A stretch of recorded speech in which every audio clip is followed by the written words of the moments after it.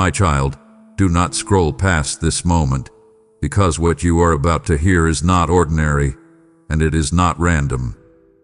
Heaven is trying to reach you right now, and if you ignore this, you may walk away from the very answer you have been crying for in silence. Stay with me.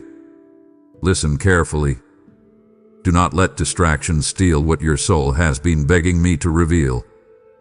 These words are not here to entertain you. They are here to confront the places you have hidden, waken what has gone numb, and pull you back before you drift any farther. Watch until the end, because this message carries more than comfort.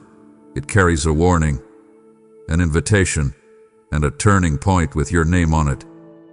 If you leave too soon, you may miss the very moment that was sent to change everything. My child, before you think of this as just another video, another message, another passing moment in the middle of a busy day, I need you to slow your heart and hear me closely, because what is happening right now is far more personal than you realize. You may have opened this while distracted. You may have come here because your mind was restless, because your spirit was tired, because you were simply looking for something to fill a few minutes. But I want you to understand something that you have been missing for longer than you know. You did not arrive here by accident. I am not speaking to you because the timing happened to line up. I am speaking to you because I have been watching you, and I know exactly what your soul has been carrying. I know how easy it has become for you to dismiss small moments, to call them coincidence, to brush aside the quiet things because the loud things in your life seem more urgent. But this moment is not small to me. I saw the hour you would be here before you ever reached it. I saw the weight in your chest before you had words for it. I knew the questions you would be holding in silence, the ones you do not say out loud because you have grown used to carrying them alone. You have wondered if I still reach for you when you drift. You have wondered if I still move toward you when you are tired, confused, distant, or numb. You have wondered whether I still step into ordinary places, ordinary screens, ordinary days, and make myself known. I do. I always have. And I am doing it now. That strange pause inside you, that sense that you should keep listening, that feeling that something about this moment is different from all the others you scroll past, that is not your imagination. That is the place where your spirit is recognizing my nearness even before your mind can explain it. I know you have trained yourself to move quickly. I know you have become skilled at surviving noise. I know you have learned how to keep going even when your heart is tired. But I did not bring you here so you could rush past me again. I brought you here because I want you to know that I still know how to reach you, even in the middle of your distraction. Even in the middle of your doubts, even in the middle of a life that has felt crowded, delayed, and emotionally heavy. I am not waiting for a perfect setting to speak to you. I am speaking to you in the middle of the life you are actually living. Right where you are. Right now. And I need you to receive this with the tenderness I am giving it. You are not unseen. You are not forgotten. And you are not outside the reach of my voice just because you have been struggling to hear it. I know what you have been carrying. I know how often you have smiled while feeling hollow. I know how many times you have kept moving because stopping felt too dangerous. I know the nights when your body was still but your mind would not rest. I know how many thoughts you have swallowed because you were too exhausted to explain them to anyone. I know the hidden ache you keep trying to manage without naming. That is why I am here. Not to overwhelm you. Not to shame you. Not to frighten you. I am here because I love you enough to interrupt the pattern you have been stuck in. You call this a message. I call this an appointment I refuse to let you miss. You call this content. I call this a doorway. You call this timing. I call this care. And if you can let your guard down for even a moment, you will begin to understand that I have not been distant the way you thought. I have been patient. I have been near in ways you did not recognize. I have been leaving traces of myself all through your days, and now I am asking you not to reduce this to one more fleeting moment that slips away because you were too used to rushing. Stay with me here. Let your spirit settle. Let your breathing slow. Let the noise inside you loosen its grip. Because the first thing I need you to know before anything else is this: you are here because I wanted you here. I reached for you. I arranged this meeting. I am the reason something in you stopped. And if you keep listening, you will start to see that this is not the beginning of my love for you. This is simply the moment you are finally quiet enough to notice it. You have lived through enough disappointment that part of you has become suspicious of hope, and I understand that more deeply than you think. I know how your heart has learned to protect itself by lowering its expectations. I know how often you have told yourself not to get too attached to anything that feels meaningful, because too many things in your life have started with promise and ended in silence. That is one reason moments like this are hard for you to trust. When something feels personal, when something touches a place inside you that has been aching for a long time, you instinctively pull back because you do not want to be let down again. You have done this with people, with plans, with dreams, and sometimes even with me. You do not always reject me because you do not care. Sometimes you keep your distance because you are afraid to need me too honestly. You are afraid that if you open your heart too much and nothing changes, the ache will feel even sharper than before. But I want you to hear me with complete clarity. I am not playing with your emotions. I am not stirring your heart for dramatic effect. I am not drawing you in only to leave you in the same emptiness. When I speak, it is because I am inviting you into something real. When I interrupt your day, it is because I know there is something in you that has been waiting for truth more than you have admitted. You have spent so much time adapting to disappointment that you forgot what it feels like to be gently pursued by love. Yet that is exactly what I am doing with you right now. I am not demanding that you perform. I am not asking you to instantly understand everything.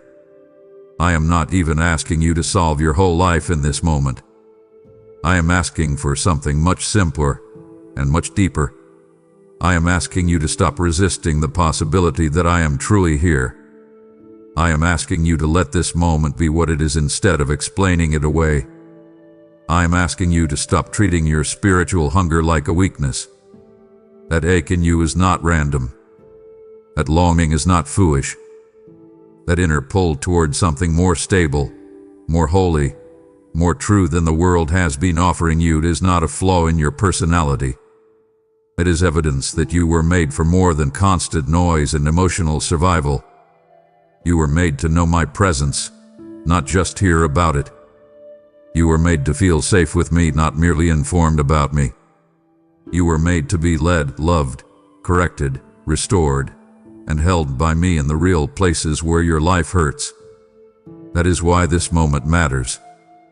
It is not because everything changes in one instant through intensity alone. It matters because something in you is being invited to open again. It matters because your heart has been shut down in quiet ways, and I am touching the latch gently instead of breaking the door down. It matters because you have become used to functioning while disconnected, and I am reminding you that numbness is not peace. It matters because you have almost convinced yourself that you can live with spiritual distance as long as you keep busy enough. But you know, deep inside, that your soul has been craving something the world cannot give. You know there are moments when all the noise fades for a second and the emptiness becomes impossible to ignore. You know there are nights when success, distraction, entertainment, productivity, and even the approval of others do not quiet what is unsettled in you. I have seen every one of those moments. I have been there in every one of them. And now I am using this exact point in your day to make something plain. I have not stopped reaching for you, and you do not have to keep pretending this is ordinary. You can let this become sacred. You can let this become the moment you stop dismissing the quiet ways I come close. You can let this be the place where you finally admit that your heart recognized me before your mind was ready to. That is enough for now. You do not need polished words. You do not need a dramatic response. You do not need to impress me with certainty. Just stay. Just listen. Just be honest enough to admit that something in you knows I am here. And if you can do that, even softly, even imperfectly, then you have already begun the most important part of this journey. You have stopped long enough to let me reach you. My child, I want you to stop for a moment and look honestly at that unsettled feeling you keep carrying because you have been trying to explain it away for far too long. You have called it stress. You have called it burnout. You have called it overthinking. You have blamed your schedule, your responsibilities, your past, your lack of sleep, and even your own personality. Some of those things are real, and I know they affect you. I know your body gets tired. I know your mind can become crowded. I know life has pressed on you in ways that would make anyone weary. But I need you to hear me clearly now. Not everything you are feeling is just emotional exhaustion. Some of what has been troubling your spirit has a deeper root. Some of what has been stirring inside you is not random tension. It is spiritual unrest. It is the friction that comes when your soul knows you were made for closeness with me, but you have been trying to live at a distance while convincing yourself that distance is manageable. Sit with that. Do not rush past it. Let yourself feel the truth of it without shame. You have been unsettled because part of you has been living in conflict. One part of you wants peace, wants truth, wants something real, wants to stop carrying everything alone. Another part of you has become attached to control, to distraction, to patterns that help you avoid deeper surrender. That inner tension is not weakness. It is the strain of a heart being pulled in two directions. You know what it feels like when your body is in one place, but your mind is somewhere else. In the same way, you have been living with your life moving forward, while your spirit keeps turning back toward me, asking for what you keep postponing. That is why certain moments feel heavier than they should. That is why some evenings feel strangely hollow even when the day was full. That is why you can be surrounded by activity and still feel like you are walking through a quiet room inside yourself where something important has gone missing. That missing thing is not always another opportunity, another relationship, another achievement, or another answer. Sometimes it is simply the absence of peace that only comes when you stop resisting me. I am not saying this to accuse you. I am saying it because I love you enough to help you name what has been happening. If you do not name it, you will keep trying to treat a spiritual wound with temporary comforts. You will keep applying surface solutions to something that needs deeper healing. You will keep reaching for whatever gives quick relief while the real ache underneath remains untouched. That is what you have been doing more often than you admit. When the restlessness rises, you distract yourself. When the silence gets too loud, you fill it. When conviction starts to surface, you call it mood and move on. When your heart starts asking deeper questions, you tell yourself you will deal with them later. But later has been stealing more from you than you realize. It has been stealing clarity. It has been stealing tenderness. It has been stealing your sensitivity to my voice. And I do not want you to lose that sensitivity. I want you awake. I want you receptive. I want you close enough to recognize when I am drawing near instead of mistaking my nearness for discomfort you need to escape. So come closer now. Be brave enough to admit that the unrest in you may be holy before it is painful. Let yourself consider that this discomfort is not proof that something is wrong with you beyond repair. It may be proof that something in you is still alive enough to resist settling for less than what I made you for. That matters. That is precious. It means your soul has not fully surrendered to numbness. It means there is still a tenderness in you that can respond when I call. It means the emptiness you feel is not the end of your story. It may be the signal that your heart is finally becoming honest. Let that honesty rise. Let it come into the light. Stop managing it. Stop decorating it. Stop excusing it. Bring it to me. Tell me where you feel dry. Tell me where you feel far away. Tell me what you have been using to cope. Tell me what you are afraid will happen if you fully let me in. I already know, but I want you to say it. There is healing in that kind of truth. There is freedom in naming what hath been hidden. And there is peace waiting on the other side of your willingness to stop pretending that all of this is merely stress. You are not just tired, my child. You are spiritually thirsty. You are not just overwhelmed. You are carrying burdens I never asked you to keep. You are not just distracted. You have been living too close to noise and too far from stillness. So pause now. Loosen your grip. Step back from the rush. Let me show you that what you have been calling unsettled may actually be the first stirring of your return. I also want you to understand why this unrest has become more noticeable lately, because you have sensed it growing stronger, and part of you has been afraid of what that means. You have wondered whether you are falling apart, whether you are becoming too fragile, too emotional, too sensitive, too hard to fix. You have looked at yourself in quiet moments and felt frustrated that things which used to distract you no longer satisfy you the same way. You have noticed that certain habits are losing their power to numb you.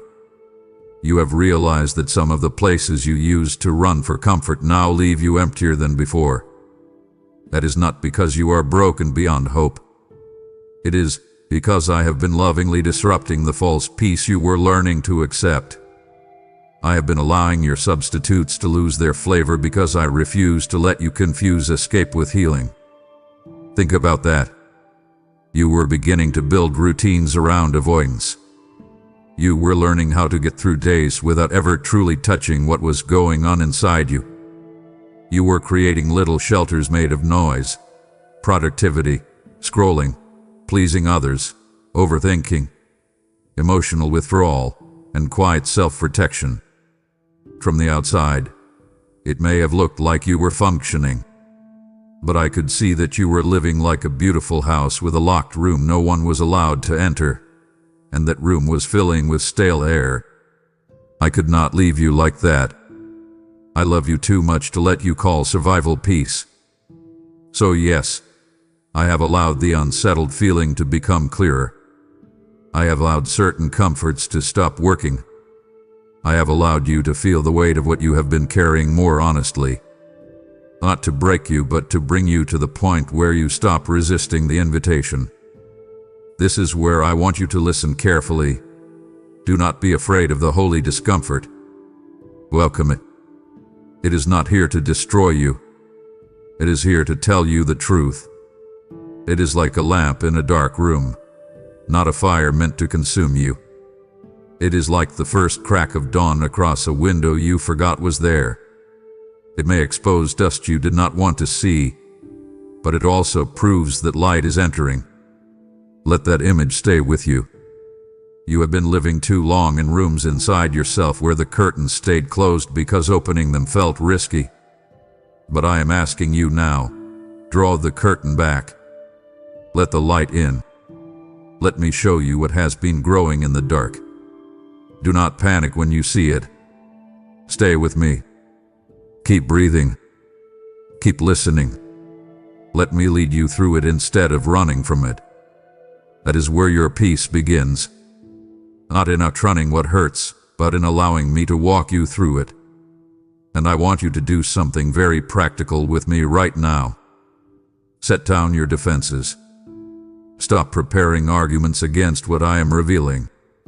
Stop telling yourself, it's not that serious, when your spirit has been trying to get your attention for months, maybe years. Stop assuming you can carry this tension forever without consequence. You cannot. A soul stretched too long between longing and resistance becomes weary in ways the world does not know how to heal. That is why I am speaking so directly now. Come back to center. Return to stillness. Give me your attention without bargaining. Give me your honesty without editing. Invite me into the places you have labeled too messy, too delayed, too embarrassing, too complicated. I am not intimidated by your interior world. I am the one who can restore it. I am the one who can quiet the noise without silencing your heart. I am the one who can turn your unrest into revelation and your heaviness into holy clarity. But you must let me. Open the door. Sit down with me in the hidden room. Let me touch what you have kept locked away. Let me show you the difference between anxiety that prays and conviction that heals. Let me teach you how to recognize my presence in the very places you once mistook for emotional collapse. Because what you are feeling is not the end of you. It is the beginning of your awakening. The shaking you feel is not always a sign that you are losing yourself. Sometimes it is a sign that the false foundations are giving way so I can rebuild you on something stronger. Trust me in that. Stay near. Do not run. This unsettled place can become sacred if you let me meet you there. And if you let me keep speaking, you will discover that what once felt like unexplained heaviness was, in truth, the sound of heaven knocking at the door of your heart. My child, I need you to become honest about the role distraction has played in your life, because it has stolen more from you than you have been willing to admit. You have thought of distraction as a harmless habit, a normal part of modern life, something small that helps you get through stress, numb discomfort, or escape when your mind becomes too heavy. You have treated it like a tool, like a brief pause, like a little relief. But I want you to look more closely, because what seems small has often become the easiest doorway through which your peace has been drained. Distraction is not always loud enough to look dangerous. That is why it works so well. It does not always arrive as obvious rebellion or dramatic collapse. Sometimes it looks like endless scrolling when your heart is aching and you do not want to feel it. Sometimes it looks like staying constantly busy so you never have to sit with what is unsettled inside you. Sometimes it looks like chasing one more task, one more conversation, one more video, one more purchase, one more plan, one more tiny burst of stimulation just to avoid the stillness where deeper truth might find you. You have done this more often than you realize. I am not saying that every moment of rest or enjoyment is raw. I am not asking you to fear every ordinary thing. But I am asking you to notice the pattern. When your soul starts to feel exposed, what do you reach for first? When the quiet gets uncomfortable, what do you fill it with? When your heart begins to stir, when conviction rises, when grief surfaces, when longing shows itself, when emptiness becomes visible, how quickly do you look for something to drown it out? Answer that honestly. Do not soften it. Do not make excuses for it. Look at it with me. Because this is where the enemy has been subtle with you. He is not always needed to drag you far from me in obvious ways. Sometimes all he needed was to keep you mildly distracted, constantly stimulated, and spiritually interrupted. He knows that a soul rarely nourished by stillness becomes weak in discernment. He knows that if he can keep your attention fragmented, your inner life stays shallow. He knows that if he can keep you grazing on noise, you will start mistaking mental activity for emotional health. He knows that if he can keep you moving from one small distraction to the next, you may never notice how hungry your spirit has become. That is why I am asking you to stop calling this harmless. Look at what it has cost you. It has cost you clarity. It has cost you tenderness. It has cost you the ability to stay present long enough for me to speak beneath the surface. It has cost you time you thought was insignificant but was slowly shaping your inner world. It has cost you the sacred habit of being still without immediately reaching for relief. It has made you more impatient with silence, more reactive with discomfort, more dependent on stimulation, and more distant from the kind of peace that only grows in honest stillness. Think of your soul like a lamp in a windy place. Every constant distraction is another gust that keeps the flame flickering so wildly you cannot see by it. The light is still there, but it struggles to settle. I want that image to stay with you. I am not telling you that your flame is gone. I am telling you it hath been fighting for steady air. And I am asking you now, step out of the wind. Come into the quiet. Stop feeding the restlessness. Stop reaching for the next thing every time your heart starts asking for something deeper. Set the device down for a moment.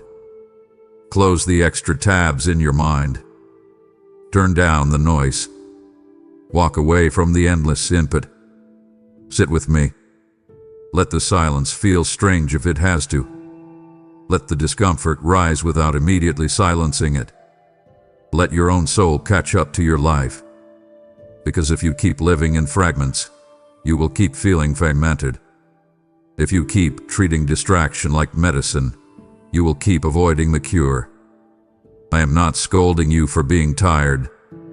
I am showing you where you have been trying to survive in ways that quietly keep you far from the rest you actually need. So stop. Come here. Stay with me. Let me show you what your heart sounds like when the noise fades. And I want you to see how deeply this matters, because distraction is not only stealing your peace in the moment, it is shaping the kind of person you are becoming if left unchallenged. Every repeated habit forms something in you. Every small pattern builds a path. Every choice to flee stillness instead of entering it teaches your soul what to expect when discomfort appears. Over time, you begin to live like a person who cannot remain with yourself long enough to hear me clearly. That is not because you are incapable of intimacy with me. It is because your attention has been trained in the wrong direction. Attention is holy, my child. Where you place it, your inner life follows. Where your attention lingers, your desires are shaped. Where your gaze settles, your heart is formed. This is why I keep calling you back from scattered living. You were not created to live like a person constantly skimming the surface of your own existence. You were made for depth. You were made for presence. You were made for the kind of inner life where truth can take root, where peace can grow strong, where my voice can become familiar enough that you recognize it even when the world gets loud. But that kind of life requires something from you. It requires willingness. It requires that you stop treating stillness like a threat. It requires that you stop romanticizing busyness as if exhaustion were proof of purpose. It requires that you stop handing your attention to everything that asks for it while giving me whatever scraps remain. You know how draining that has become. You know what it feels like to end a day mentally overloaded yet spiritually empty. You know the strange ache of consuming so much and still feeling untouched where it matters. You know the fatigue of carrying noise around like a second skin. I want better for you. I want you to reclaim your attention as an act of devotion. I want you to guard it like a gate. I want you to become selective about what gets access to your mind, your emotions, your time, and your interior space. Do not give everything a seat at your table. Do not let every voice speak into you. Do not let every passing impulse lead you. Practice closing the door. Practice saying no. Practice turning away from what overstimulates you when your spirit is asking for stillness. Practice silence not as punishment but as reunion. Let the room grow quiet. Let your breathing slow. Open your hands. Ask me, what have I been avoiding? Ask me, what have I been numbing? Ask me, what do you want to show me beneath the noise? Then stay long enough to hear. That is where your life begins to change in ways that last. Not because you become more dramatic, but because you become more present. Not because you force intensity, but because you choose attention. And I want to offer you a gentle warning wrapped in love. If you do not confront distraction, it will keep dressing itself as comfort while quietly stealing your capacity for closeness. It will make you feel full while starving what matters most. It will keep you moving while leaving your spirit behind. It will offer relief in teaspoons while your soul is dying of thirst beside a river. Do not keep living like that. Put down what cannot hold you. Step away from what only fills time. Turn your face toward me. Relearn the sacred art of staying. Let the silence teach you again that you are not alone there. Let the stillness stop feeling like emptiness and start becoming a meeting place. I will meet you in that place every time.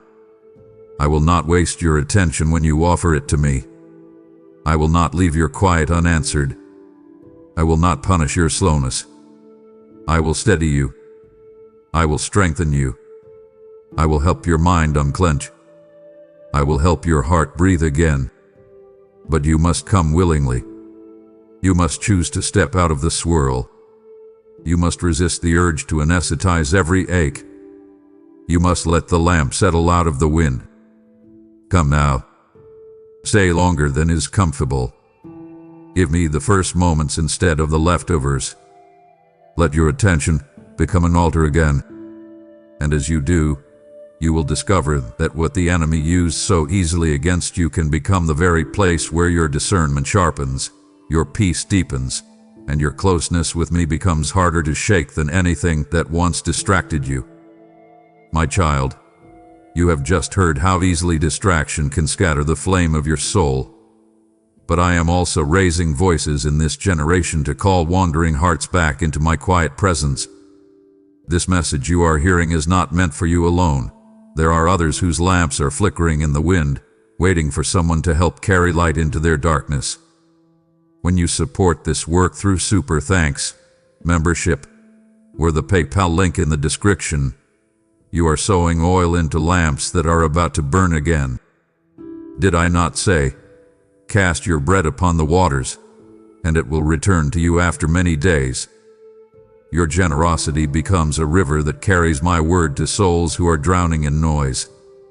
I see the heart that says, Lord, I want to help your voice reach farther, and I receive that offering a seed planted in eternal soil. What you release in faith, I multiply in ways you cannot measure: peace in your house, provision in your path, and protection over what concerns you. So do not treat this moment casually. If your heart is stirred, act now. Send your super thanks, join the membership, or sow through the PayPal link in the description, and let your seed become light for many who are still searching for me. My child, I want you to let this truth settle into the deepest part of you, because so much of your spiritual weariness has come from misunderstanding what I have been asking of you. I am not asking you to impress me. I am not waiting for you to become polished, emotionally composed, spiritually articulate, or perfectly disciplined before I will meet with you. I am not standing at a distance with folded arms, watching to see whether you can finally get your act together well enough to earn another moment of my nearness. That is not how I love you. That is not how I lead you. That is not how I restore you. I am asking for your attention, not your performance. You have spent too much of your life confusing the two. Somewhere along the way, perhaps through religion, through pressure, through people who misrepresented my heart, or through the way you learned to survive emotionally, you started believing that closeness with me required a version of you that is always ready, always steady, always disciplined, always emotionally appropriate. So when your heart feels messy, you pull back. When your thoughts are tangled, you hesitate. When you feel ashamed, dry, distracted, tired, or uncertain, you assume it is not the right time to come near. But I want you to hear me with complete clarity now. Those are often the exact moments when I want you closest. Do not wait until your mind is clean and calm before you turn toward me. Do not wait until you can pray beautifully. Do not wait until you feel spiritually strong. Do not wait until your emotions line up neatly enough to make you feel worthy of being heard. Come now. Come exactly as you are. Bring me the disordered thoughts. Bring me the unfinished grief. Bring me the weak attention span. Bring me the doubt you do not know how to resolve. Bring me the fatigue that makes you feel like you have nothing to say. Bring me the silence, if silence is all you have. Sit with me in it. Stay with me in it. Let me show you that my presence is not reserved for the polished version of you. You have been trying to present a curated soul, even to me. You tidy your heart the way someone hurriedly straightens a room before unexpected guests arrive, shoving the mess into hidden corners and hoping no one looks too closely. But I see the corners. I see what was pushed out of sight. I see what is under the bed, in the closet, behind the smile, beneath the practiced phrases. And I am not offended by the mess. I am inviting you to stop spending all your energy on appearance and start spending it on honesty. You do not need to perform closeness. You need to practice presence. That is very different. Performance asks, how do I look? Presence asks, am I here? Performance worries about getting the moment right. Presence simply stays. Performance tries to produce something impressive. Presence opens the door. Performance keeps you self-conscious. Presence makes you available. That difference matters more than you know. Because when you live in performance, you become exhausted by your own spirituality. You begin to treat prayer like a task, worship like an obligation, reflection like a test, and surrender like something you must achieve instead of something you can yield into. No wonder you have felt tired. No wonder you have felt distant. No wonder your soul has felt strained. You were never meant to carry your relationship with me like a stage performance under bright lights. You were meant to sit with me like a child sits with a father who already knows their heart. So take a breath now. Loosen the grip of self-consciousness. Set down the urge to do this right. Stop editing yourself in my presence. Stop rehearsing your worthiness. Stop trying to sound holy before you are honest. Come into the room and close the door behind you. Sit down. Be still. Let the walls of pretense soften. Let the silence become real. If all you can say is, I'm tired, then say that. If all you can say is, I don't know what to do, then say that. If all you can do is breathe and stay, then do that. Stay anyway. Remain here. Let your attention become your offering. Give me the part of you that keeps drifting. Call it back gently. Give me your eyes, your breath, your thoughts, your willingness, even if it feels fragile. That is enough to begin. That is more holy than performance ever was. And I want you to know something beautiful. When you bring me your honest attention, even in weakness, I can do more with it than you could ever accomplish with a flawless performance. I do not need your polished spiritual image. I want your real heart. Bring it now. And because I want your attention more than your performance, I need to speak directly to the pressure you have placed on yourself for far too long. You have been living with an inner narrator that turns everything into a measure of success or failure. Even when it comes to me, you evaluate yourself too quickly. You decide whether your prayer worked. You judge whether your quiet time was good enough. You compare your spiritual life to someone else's language, someone else's intensity, someone else's visible devotion, and then you quietly conclude that you are falling short. You leave my presence before you have really entered it because you assume you did not do enough. My child, That is not intimacy. That is exhaustion dressed in religious clothing. That is self-surveillance where there should be trust. That is strain where there should be surrender. I want you to let go of the scoreboard. Tear it down. Stop measuring every moment with me like a performance review. Stop asking whether you sounded profound enough, felt enough, cried enough, knew enough, or lasted long enough. Ask a different question instead. Was I honest? Was I available? Did I stay? That is where life begins to change. A child sitting quietly beside a loving father does not need to prove the relationship every 5 minutes. Presence itself is proof. Attention itself is an offering. Trust itself is a form of worship. I want you to reclaim that simplicity.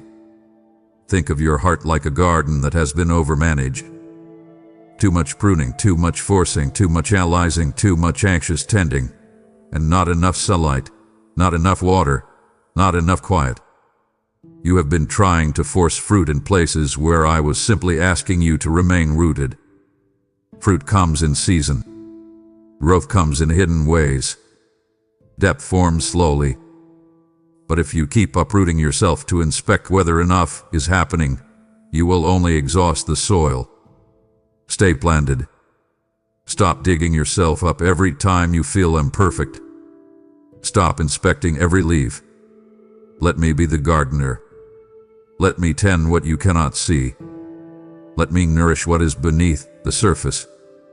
Your part is not to perform growth. Your part is to remain available to it. To listen to me now and take this into your next moment with me. Come without script. Come without pretending. Come without trying to create a spiritual mood. Come when you feel dry. Come when you feel distracted. Come when you feel ashamed. Come when you feel empty. Come when you feel numb.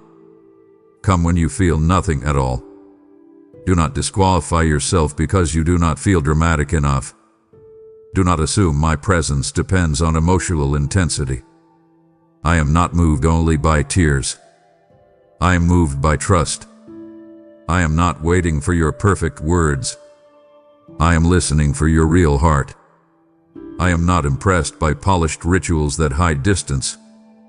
I delight in simple honesty that stays close. So enter the quiet and let it be ordinary at first if it needs to be. Sit down with me and resist the urge to make it special through effort.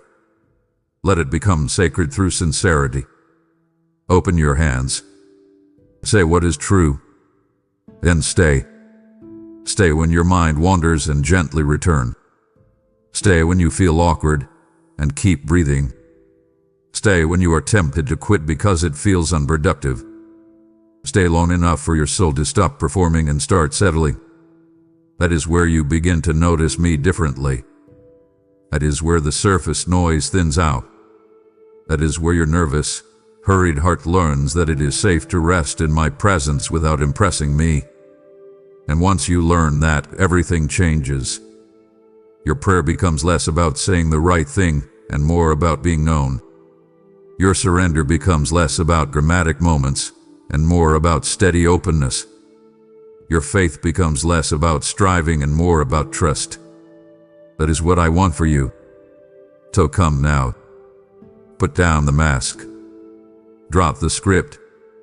Step out of the spotlight you imagine was on you. Sit with me in the quiet and let your attention be enough for today. Because when you stop performing and simply remain with me, you will discover that I have been waiting not for a better version of you, but for the real you to finally stop hiding.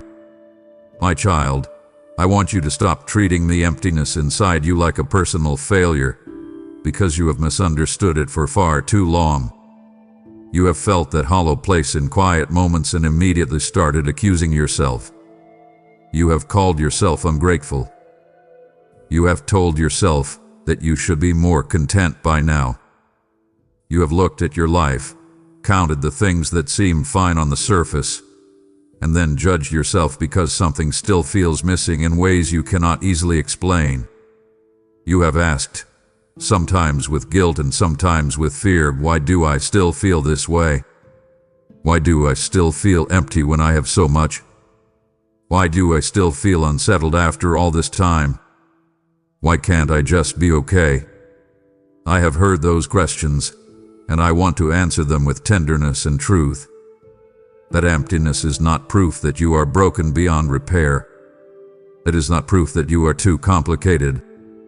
It is not proof that you are incapable of peace. It is not a sign that you are failing at life while everyone else has found some secret formula.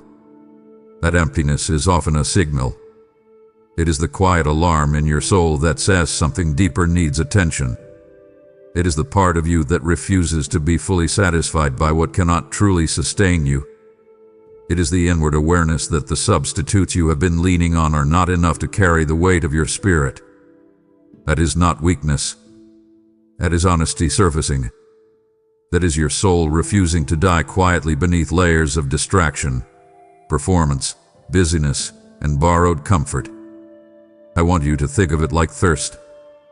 If a person is thirsty, the sensation itself is not the problem. The thirst is a signal pointing toward a need. The danger is not that thirst exists. The danger is when someone keeps ignoring it, numbing it, or trying to satisfy it with things that were never meant to quench it. That is what you have been doing in many seasons of your life. You have been thirsty, but instead of coming to the well, you kept sipping from shallow sources. You looked for relief in attention, in activity, in achievement, in entertainment, in other people's approval, in endless input, in staying productive enough not to feel too deeply, in managing appearances, in emotional self-protection, in tiny comforts that gave you brief distraction but no lasting nourishment. None of those things were always evil in themselves. Some were ordinary parts of life. But when they became your primary way of handling inner emptiness, they turned into substitutes for what your soul was actually asking for. That is why the emptiness kept returning. It was not because you were weak. It was because you were trying to treat thirst with things that could not become water. You were trying to quiet a spiritual signal with emotional noise. You were trying to patch a deep place with surface materials. You were trying to call temporary relief healing when your soul was asking for something more substantial, more sacred, more real. So do not despise the emptiness. Do not shame yourself for feeling it. Listen to it. Sit with it. Ask what it is revealing. Let it point you inward instead of making you run outward again. That hollow feeling is not here to humiliate you. It is here to guide you. It is like a lantern flickering in a dark hallway, telling you where the door is. It is like a compass, needle trembling because you have been walking too long in the wrong direction. It is like the ache in a neglected muscle reminding you that something needs restoration. I need you to stop seeing emptiness as an enemy and start seeing it as a messenger. It is not your identity. It is not the final state of your soul. It is simply a signal saying, "Come closer. Look deeper." Do not keep living on crumbs when there is a table prepared for you. So listen now. Stop numbing the ache before you understand it. Stop filling every silent space the moment the emptiness starts to speak. Stop interpreting your hunger as something shameful. Hunger means you were made for nourishment. Thirst means you were made for water. Longing means you were made for connection. The fact that you feel the absence of something holy does not mean you are weak. It means your spirit still knows the difference between being full and being fed. That matters more than you realize. It means there is still something alive in you that refuses to settle for decorated emptiness. So come to me with it. Bring the ache without apology. Bring the hollow places without editing them. Let me show you that the very thing you have been resenting may be one of the clearest ways your soul has been trying to lead you back to me. And because I want you free, I need to show you what happens when emptiness goes unrecognized for too long. because you have already felt some of its effects without fully understanding the cause. When you do not recognize emptiness as a signal, you start building habits around avoiding it. You become more reactive. You reach faster. You fill silence more quickly. You make decisions from hunger instead of wisdom. You attach too soon. You overwork. You overconsume. You chase what sparkles because it promises relief, even if only for a moment. You begin living like a person who is starving in a room full of decorations. Everything may look arranged on the outside, but inside there is a quiet desperation growing. That is what I have been trying to rescue you from. The emptiness was not the danger by itself. The danger was the way you kept trying to soothe it with what could never satisfy it. That pattern can shape a life in painful ways. It can make you cling to relationships that feed your insecurity instead of your peace. It can make you stay in places that flatter your loneliness but starve your spirit. It can make you confuse being wanted with being loved, being busy with being purposeful, being entertained with being alive, being admired with being known. I want better for you than that. I want you to stop building your life around temporary fillers and start building it around true nourishment. That means you must become brave enough to pause when the emptiness rises. Do not run immediately. Do not medicate the ache with whatever is nearest. Read. Ask me, what is this feeling pointing to? Ask me, what have I been trying to replace you with? Ask me, what am I hoping this thing will do for me that only you can truly do? Those are sacred questions. They will take you deeper than your habits want you to go. But if you stay long enough, you will begin to notice something beautiful. Beneath the emptiness, there is often longing. Beneath the longing, there is desire for closeness. Beneath the desire for closeness, there is the simple truth that you miss home, even if you have not called it that. I want you to picture a room in winter with a fireplace that has gone cold. The room is still standing. The furniture is there. The walls are intact. Nothing looks catastrophic at first glance, but the warmth is gone. The atmosphere has changed. Everything feels a little harder, a little shorter, a little less alive. That is what spiritual emptiness can feel like. Your life may still be functioning, but the warmth is missing.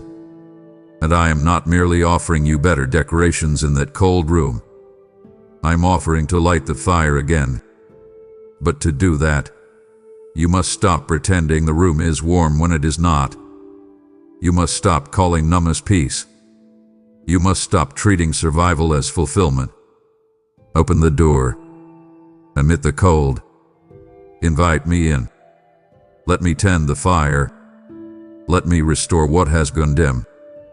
Let me show you that the emptiness you feared was not a verdict over your life. It was a signal calling your attention to what has been missing.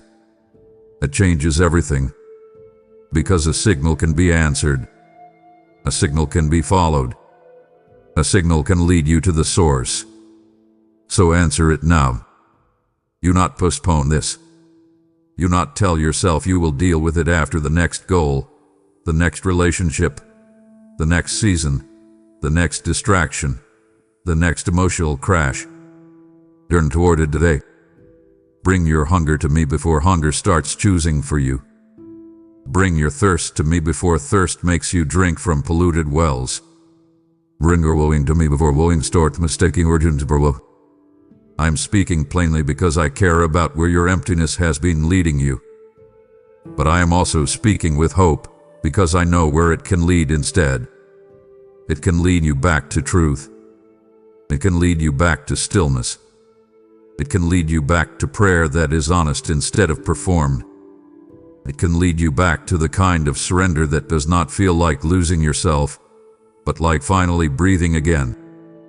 So do not be afraid of what you feel. Name it. Honor it. Let it direct you toward me. And once you begin to do that, the emptiness will stop being a private shame and start becoming a holy compass. It will no longer be the thing you hide. It will become the place where you first realize your soul still knew the way home. Stay with me there, my child. Let the signal do its work. Then watch how I fill what you once thought would stay hollow forever. My child, I want you to stop interpreting everything around you as if it is only natural, only emotional, only circumstantial, because some of what has been pressing against you has had a deeper root than you have recognized. I am not asking you to become fearful. I am not asking you to see darkness behind every inconvenience or imagine danger in every difficult moment. I am asking you to wake up. I am asking you to become spiritually aware, because you have spent too long fighting invisible battles with only human tools, and that is one reason you have felt so drained. You have been trying to reason your way out of some things that were never just mental. You have been trying to motivate your way out of some things that were never just emotional. You have been trying to organize your way out of some things that were never just circumstantial. There are moments in your life when tiredness is simply tiredness, when stress is simply stress, when life is simply heavy because you are human and the world is broken. I know that. But there are also seasons when confusion seems thicker than it should, when heaviness lingers even after rest, when peace feels strangely distant for no clear reason, when old temptations reappear at the exact moment you begin moving closer to me, when discouragement suddenly intensifies right when clarity is about to break through, when distractions multiply the moment you start becoming spiritually honest.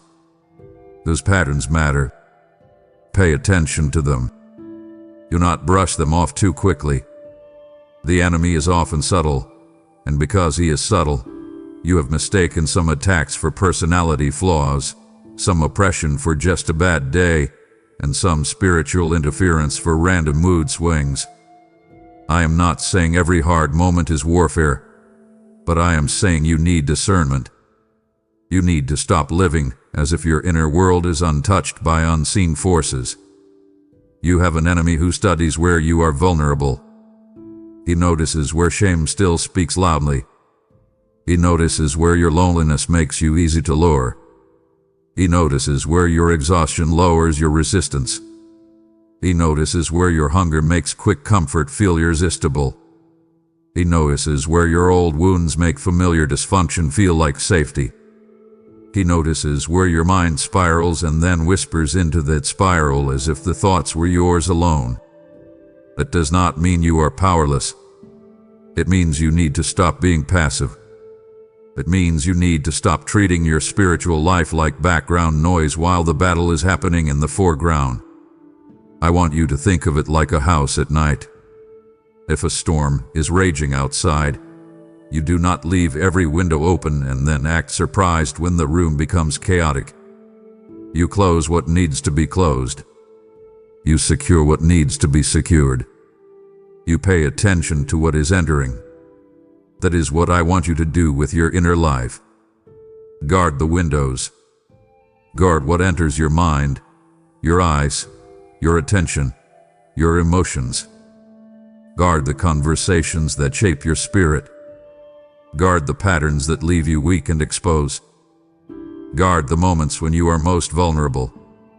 Stop assuming you can keep wandering into spiritual storms unprepared and remain unaffected.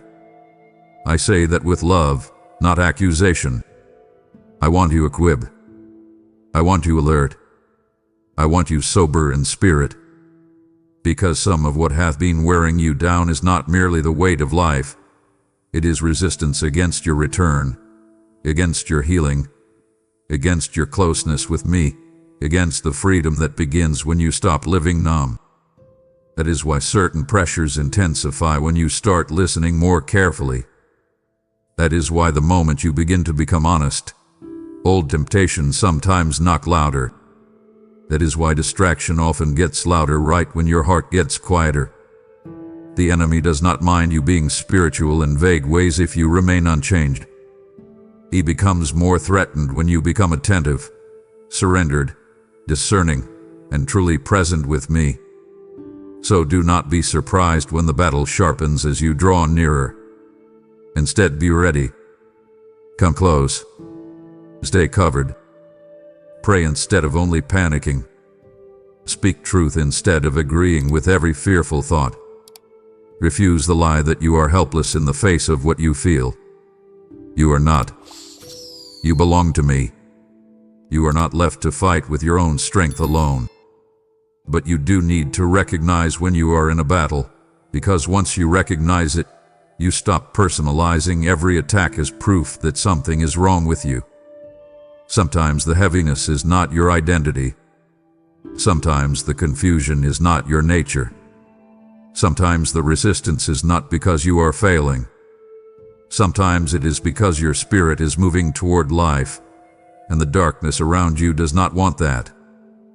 So wake up. Lift your head. Pay attention. Do not cower. Do not dramatize. Just become aware, become prayerful, become guarded, and stay near me. And because I do not want you frightened, I want to show you how to stand in this with peace instead of panic, because too many people hear about spiritual battle and immediately become tense, suspicious, and unstable. That is not what I want for you. I want maturity. I want grounded awareness. I want you to know that the existence of a battle does not mean the outcome is uncertain when you stay close to me. You do not need to obsess over darkness to walk in light. You do not need to become fascinated with the enemy to resist him. You need to become rooted in truth. You need to remain close enough to me that my voice becomes louder in your life than every whisper trying to unsettle you. Think of your spirit like a lamp in a room where shadows move at the edges. If you stare at the shadows constantly, fear grows. But if you tend the lamp, the room changes. The shadows lose their power to dominate what you see.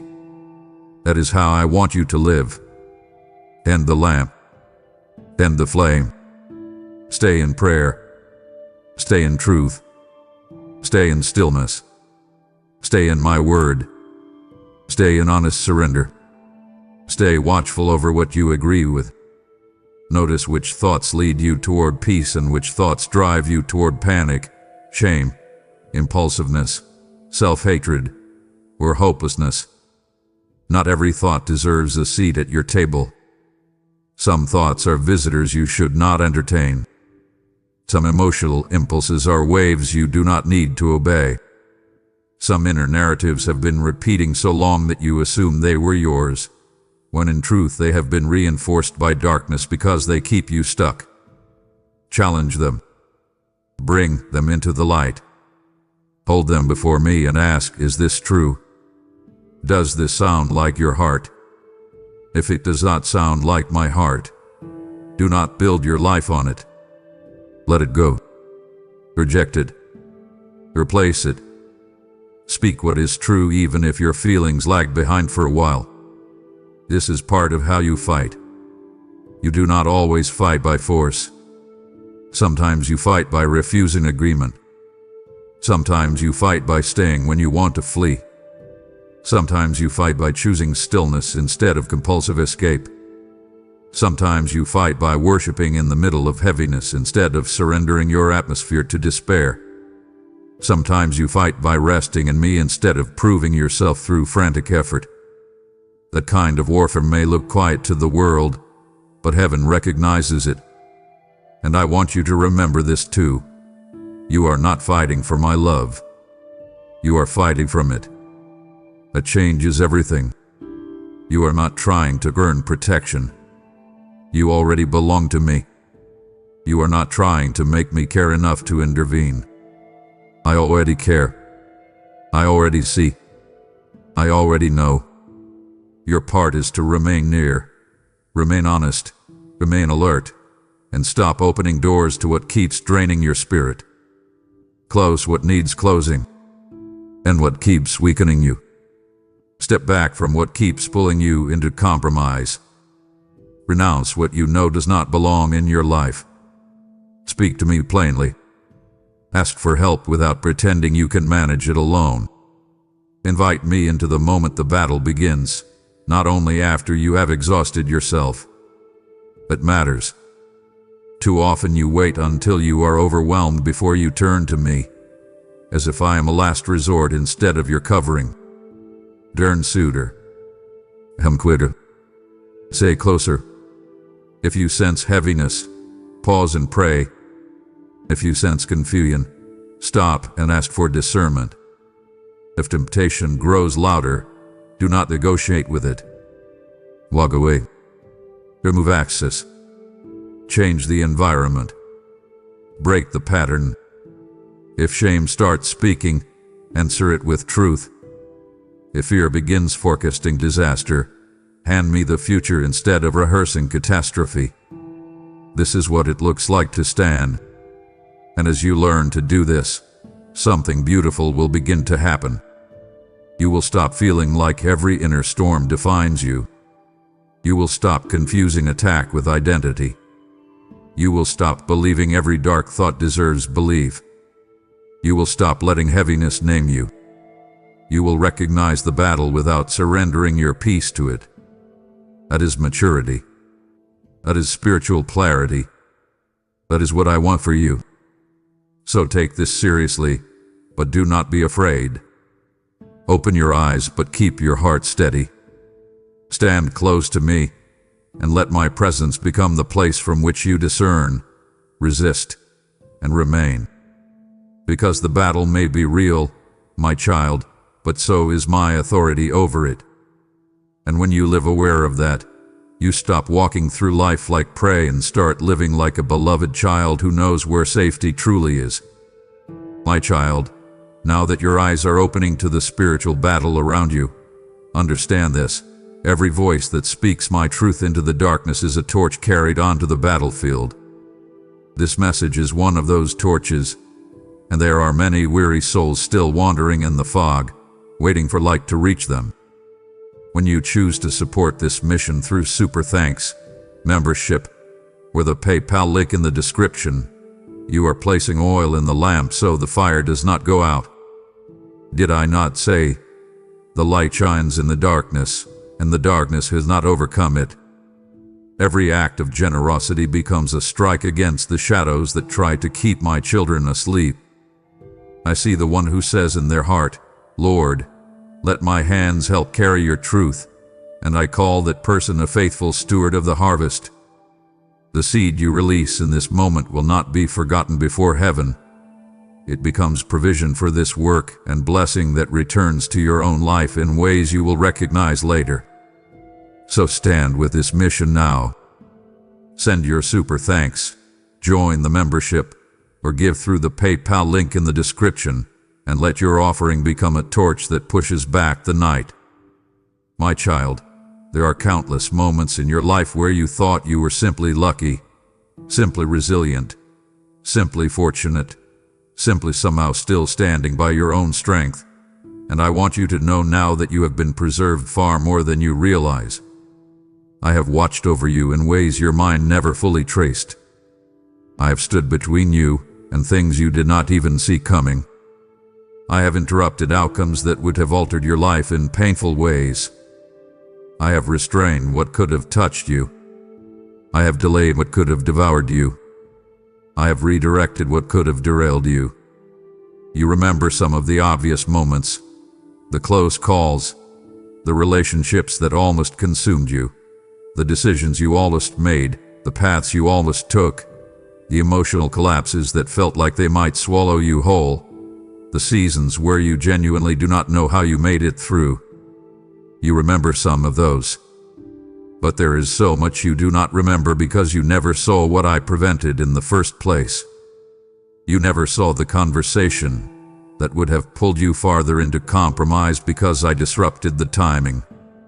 You never saw the hidden motive in the person you wanted badly because I made the door close before your heart attached even more deeply.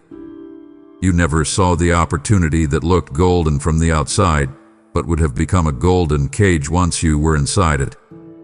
You never saw the moment when a delayed answer protected you from an environment that would have sharpened your worst fears and slowly dulled your spirit.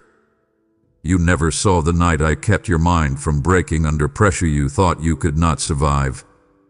You never saw the mornings I gave you just enough breath, just enough steadiness, just enough grace to stand up and move through the day when your strength was almost gone. I need you to stop underestimating how involved I have been in your survival. You have said, I somehow got through it. But it was not somehow. You have said, I don't know why that didn't happen. But it was not random. You have said, I don't know what kept me from giving up. But it was not empty willpower. I was there. I was under you when you thought you were collapsing. I was around you when you thought you were exposed. I was in the quiet spaces where your tears fell without witnesses. I was in the seconds between one decision and the next, guiding, nudging, restraining, covering. Think of your life like a path through a dense forest. You see the trail beneath your feet and perhaps a few steps ahead, but I see the cliffs hidden behind the trees, the traps beneath the leaves, the roads that look easy but end in ravines, the weather moving in from beyond the horizon. Many times, I steered you without announcing myself.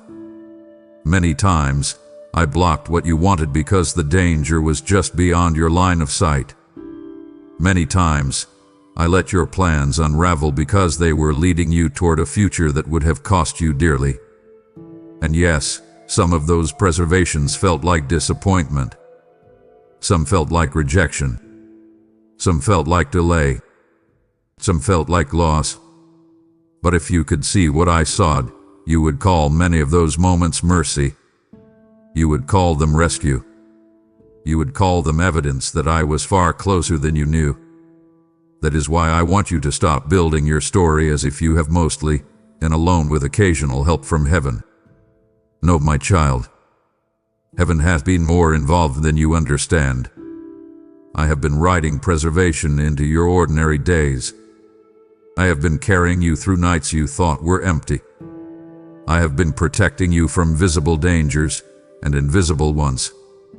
I have been preserving not only your body and your path, but your calling, your tenderness, your sanity, your future capacity to love, your ability to hope again, your faith even when it felt threadbare.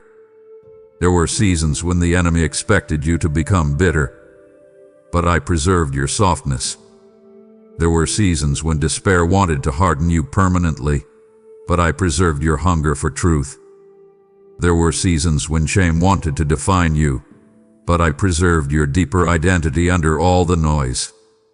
There were seasons when loneliness wanted to drive you into counterfeit comfort, but I preserved enough discomfort in you to keep you from fully settling there.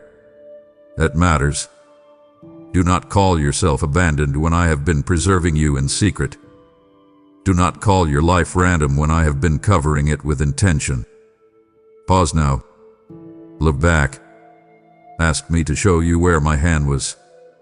Ask me to reveal the rescues you misunderstood.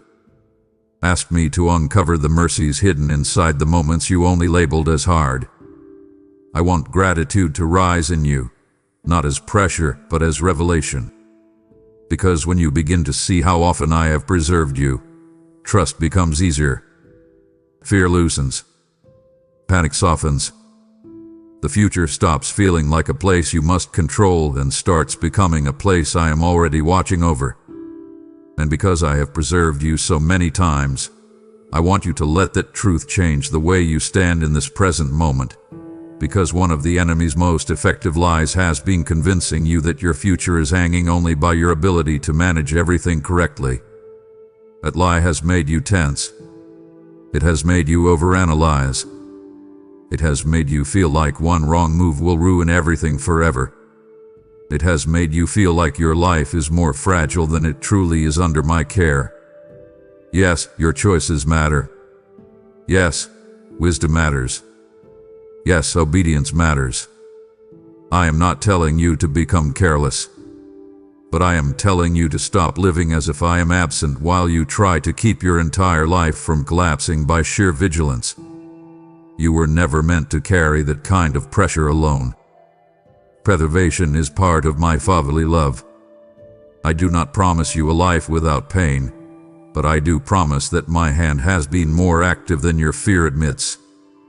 Think of a child sleeping in a house during a storm. The child does not see the father checking the locks, watching the windows, listening for danger, adjusting what needs adjusting, staying awake while the child rests. The child may not even know how much care is happening around them. Yet the care is real. That is how many seasons of your life have been. You did not know all that I was watching. You did not know all that I was restraining. You did not know all that I was shielding. But I was there, attentive in ways you could not measure. I want you to let that image sink deep into your bones. You have not survived because you are stronger than everyone else. You have survived because I have stayed with you. You have not remained because you mastered every trial perfectly. You have remained because my grace met you in places where your strength failed.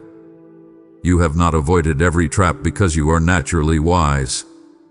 You have avoided many because I redirected you, even when you were not fully aware of it. So now, in this moment, stop rehearsing worst-case scenarios as if they are the most realistic version of your future. Stop speaking about tomorrow like it belongs only to your anxiety. Stop living as if disaster is always one breath away and my care is a distant possibility. Reverse that. Let your first assumption become this: my Father has preserved me before, and He will guide me again. Let that become the ground under your feet. Not recklessness. Trust. Not passivity. Peace. Not denial. Confidence in my care. And I want you to respond to that care with something practical. Give me your gratitude, yes, but also give me your trust. Stop reopening doors I already closed for your protection. Stop chasing what I preserved you from. Stop trying to recreate what I removed in mercy. Stop envying paths that would have harmed you. Trust the history of my faithfulness in your life. Build on it.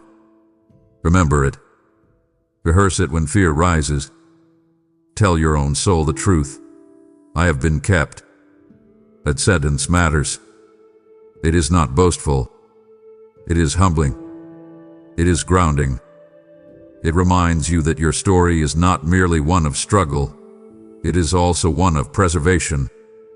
It reminds you that the same hand that carried you through what was behind you is not suddenly absent now. So stand differently. Breathe differently. Pray differently. When fear comes, answer it with memory. When panic tries to build a future without me in it, interrupt it. Say, He has kept me before. When discouragement whispers that you are on your own now, reject it. Say, I have been preserved more times than I know. When shame tells you that your past disqualifies you from my covering, bring it to me and let me remind you that my mercy has already outlived many of your failures. Come closer with this revelation.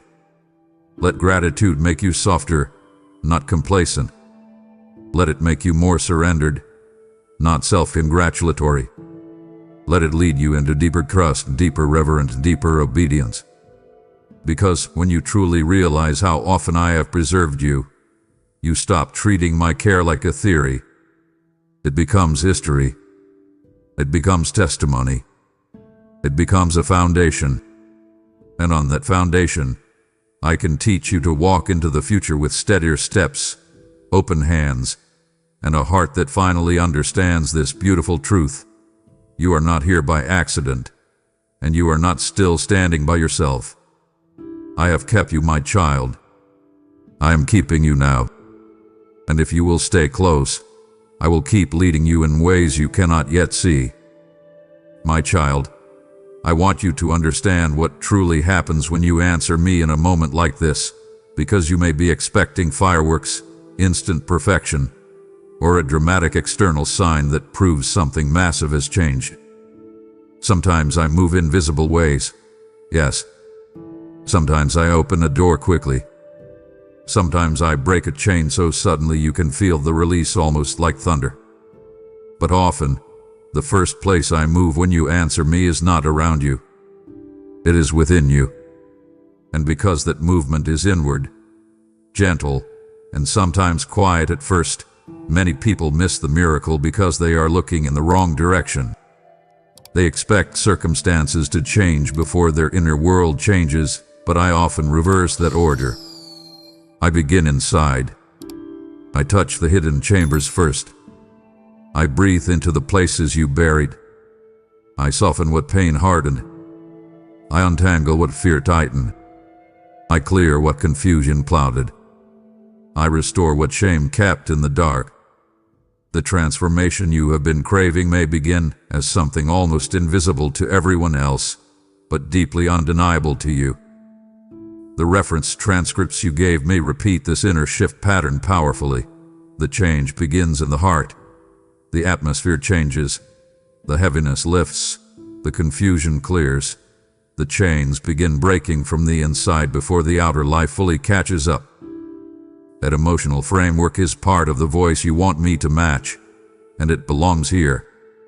So let me tell you what happens when you truly answer me now. You begin to breathe differently.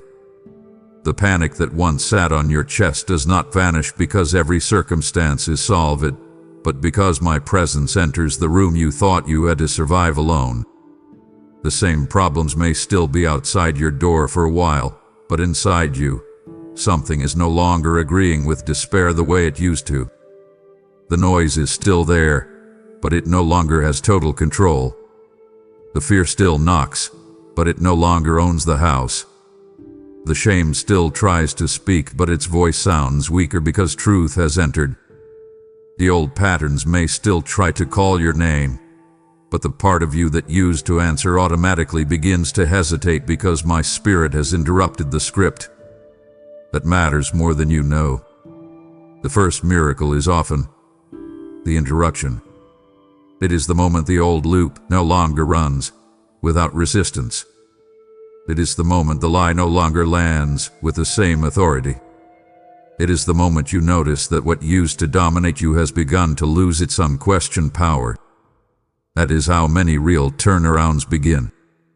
Think of a room that has been shut for years, dusty, stale, dark, airless, filled with old boxes and things no one wanted to face.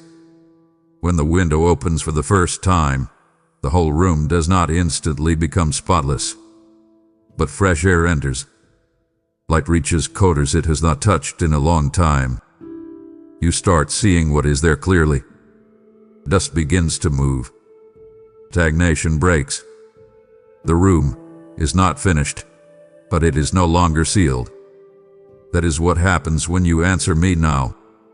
Your heart may not become fully healed in a single breath, but it is no longer sealed. Your soul may not be fully untangled tonight, but it is no longer shut. The numbness may not disappear in an instant, but it has been interrupted by presence. The darkness may not be fully cleared, but the window has opened. That is holy. That is real. That is the beginning of shift. So do not despise the subtle work. Do not demand that the miracle prove itself in spectacle before you honor it. If you feel lighter, honor that. If you feel clearer, honor that. If you feel the desire to pray returning, honor that. If you feel conviction rising where numbness used to live, honor that. If you feel tears coming where you were emotionally frozen, honor that. If you feel a new resistance to what once held you, honor that. Those are not small things. Those are signs of life returning. Those are signs that heaven has begun moving through the rooms inside you that have been locked too long. So if you answer me now, do not rush to test whether everything around you changed overnight. First ask what shifted in me. Ask what no longer feels the same inside. Ask where did peace enter? Where did clarity begin? Where did the pressure loosen? Pay attention there. That is where I often begin. And because I want you to cooperate with that shift instead of merely admiring it for a moment, I need you to understand that when I begin changing you from the inside, I am inviting you into a new pattern of partnership. Transformation is not something you manufacture, but it is something you must welcome, protect, and continue yielding to. If fresh air has entered the room, do not shut the window again. If light has reached the corner, do not drag the boxes back over it. If you feel the shift tonight and then immediately run back into the exact habits, voices, distractions, and compromises that kept you numb, you will grieve the very work you prayed for. So hear me clearly. Protect what I begin in you. Guard the tenderness. Guard the clarity. Guard the conviction. Guard the new hunger. If you feel me drawing you closer, respond with structure, not just sentiment. Make room for me tomorrow, not only tonight. Set aside time. Choose stillness. Remove what competes. If you know there is content, noise, conversation, or behavior that drags you back into deadness, step away from it. Do not flirt with what I am freeing you from. Do not call it harmless if it keeps suffocating the life I am breathing into you.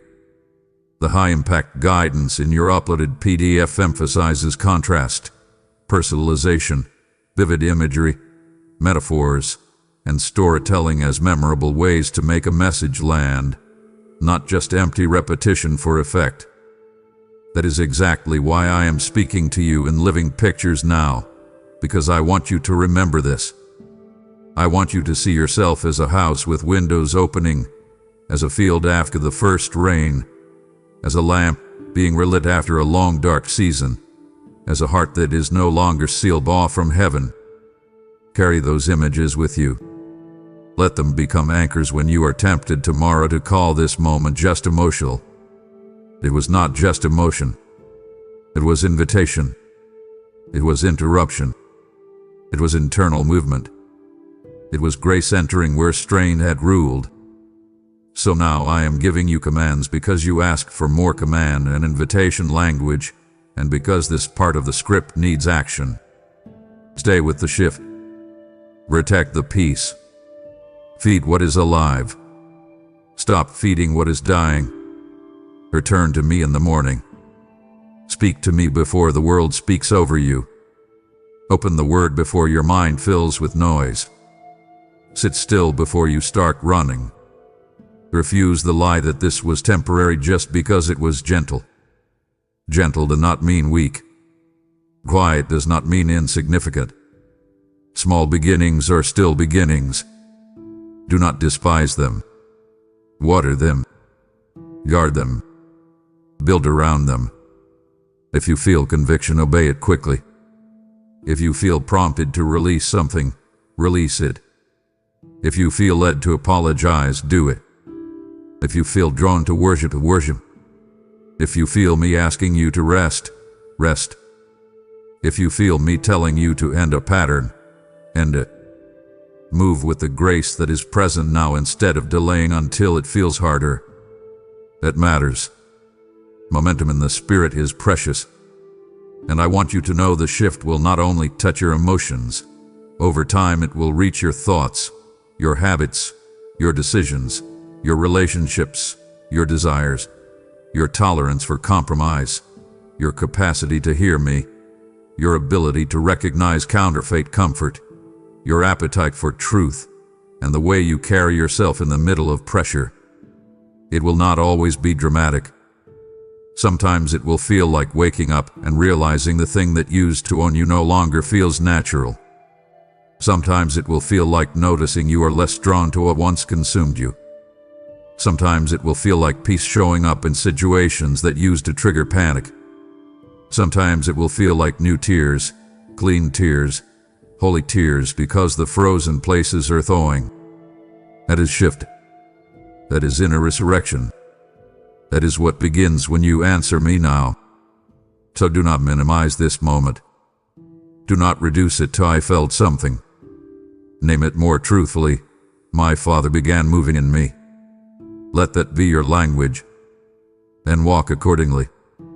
The outer changes will come in their time, but the inner shift is the doorway through which so many of them arrive. And I am telling you this with tenderness and certainty. If you answer me now, if you stay open, if you keep the window open, if you keep returning, everything begins to change from the inside.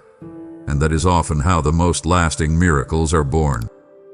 My child, you have come too far in this message, and more importantly, you have come too far in this inner stirring to keep standing at the edge of surrender as if indecision is harmless.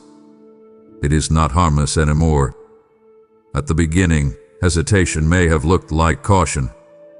Earlier in your journey, delay may have felt understandable because you were wounded, confused, uncertain, or still learning how to recognize my voice. I saw that, and I was patient with you. I did not despise your slowness. I did not reject your trembling. I did not turn away because you needed time. But now, after all I have been showing you, after all the ways I have been pressing gently and persistently against the locked places in your heart, after all the warnings you have felt, after all the quiet rescues I have already given you, after all the moments where you knew deep down that I was calling you closer, you are standing in a different kind of moment. This is no longer merely about being comforted. This is about being decided. This is about sealing your yes.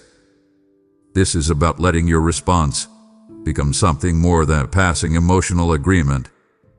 It is time to stop living as if you can keep one hand in my presence and the other hand on the door of your old patterns, ready to return if surrender feels too vulnerable.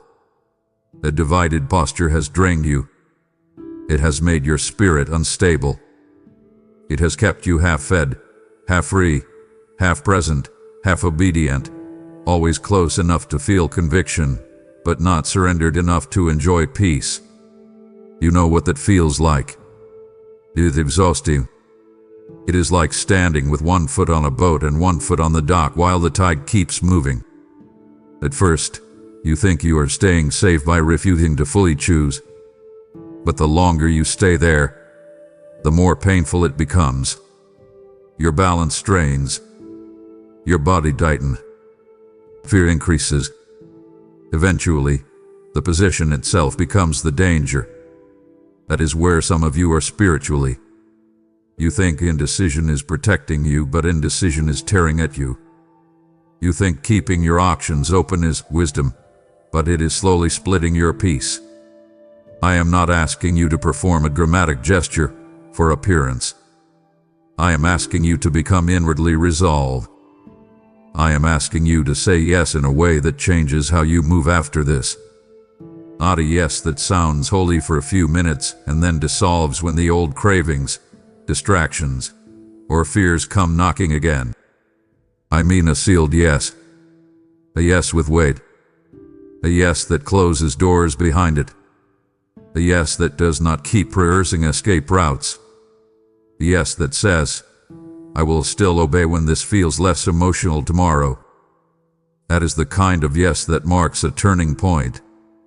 The transcripts in your knowledge base repeatedly build toward this kind of moment. Not merely inspiration, but a decisive threshold, a window, a turning point where the listener is told not to rush away, not to miss the moment, not to treat the message as ordinary, because the next movement is meant to be a choice, not just a feeling. It is deeply embedded in the style you asked me to mirror, and it belongs right here. So hear me now. Seal your yes. Stop circling. Stop bargaining. Stop telling yourself you will fully obey later. Stop protecting the things I have already asked you to release. Stop rehearsing your old life as if it still deserves your loyalty. Stop romanticizing what nearly destroyed your peace. Stop keeping a secret corner of your heart reserved for the habits, attachments, or compromises that made you feel temporarily soothed but spiritually starved. Bring it all into the light. If you know what I have been asking you to surrender, do not rename it. Do not soften it. Do not defend it. Do not keep it alive in hidden form. Lay it down. Close the door. Make the decision. Say yes with your whole heart. Say yes even if your hands shake. Say yes even if your emotions are still catching up. Say yes even if you do not yet know every detail of what comes next. The point is not that you understand everything. The point is that you trust me enough to stop living divided. Come here. Kneel if you need to. Sit in stillness if you need to. Put the phone down for a moment if you need to. But do not leave this point without deciding. Let this become the moment where your soul stops hovering and starts belonging again. And because I know how quickly the enemy tries to weaken a sincere yes by pulling your attention backward, I need to speak to you about the second half of this turning point. Once you seal your yes, stop looking back. That does not mean you never remember your past. It means you stop longing for what I delivered you from. It means you stop consulting old chains as if they still deserve influence over your future. It means you stop treating your former compromises like sentimental keepsakes. It means you stop standing at the threshold of freedom while still fantasizing about the false comforts that kept you captive. Some of you say you want peace, but you still revisit the places that feed your unrest. Some of you say you want closeness with me, but you still preserve access to what numbs your spirit. Some of you say you want healing, but you still keep certain wounds uncovered in unhealthy ways because they have become part of your identity. My child, if you are going to say yes, let it be a yes that includes separation from what kept poisoning your soul. Think of someone leaving a burning house. Once they are outside, breathing clean air, they do not stand there saying, "I miss the warmth," forgetting that the warmth was fire consuming the structure. Yet spiritually, you have done that. You have stepped toward freedom and then called old flames comfort. You have felt me pull you into open air and then missed the smoke because it was familiar. Familiar is not the same as safe. Familiar is not the same as holy. Familiar is not the same as life. So when you leave, leave. When you close the door, keep it closed. When you renounce a pattern, do not preserve a hidden pathway back into it. This is where your command and invitation language must become sharp, clear, and unforgettable, just as you requested. So receive these as living instructions. Decide now. Stop hesitating. Stop negotiating with what I already exposed and what needs ending. Delete what needs deleting. Walk away from what keeps reopening the wound. Silence the voice that keeps flattering your compromise.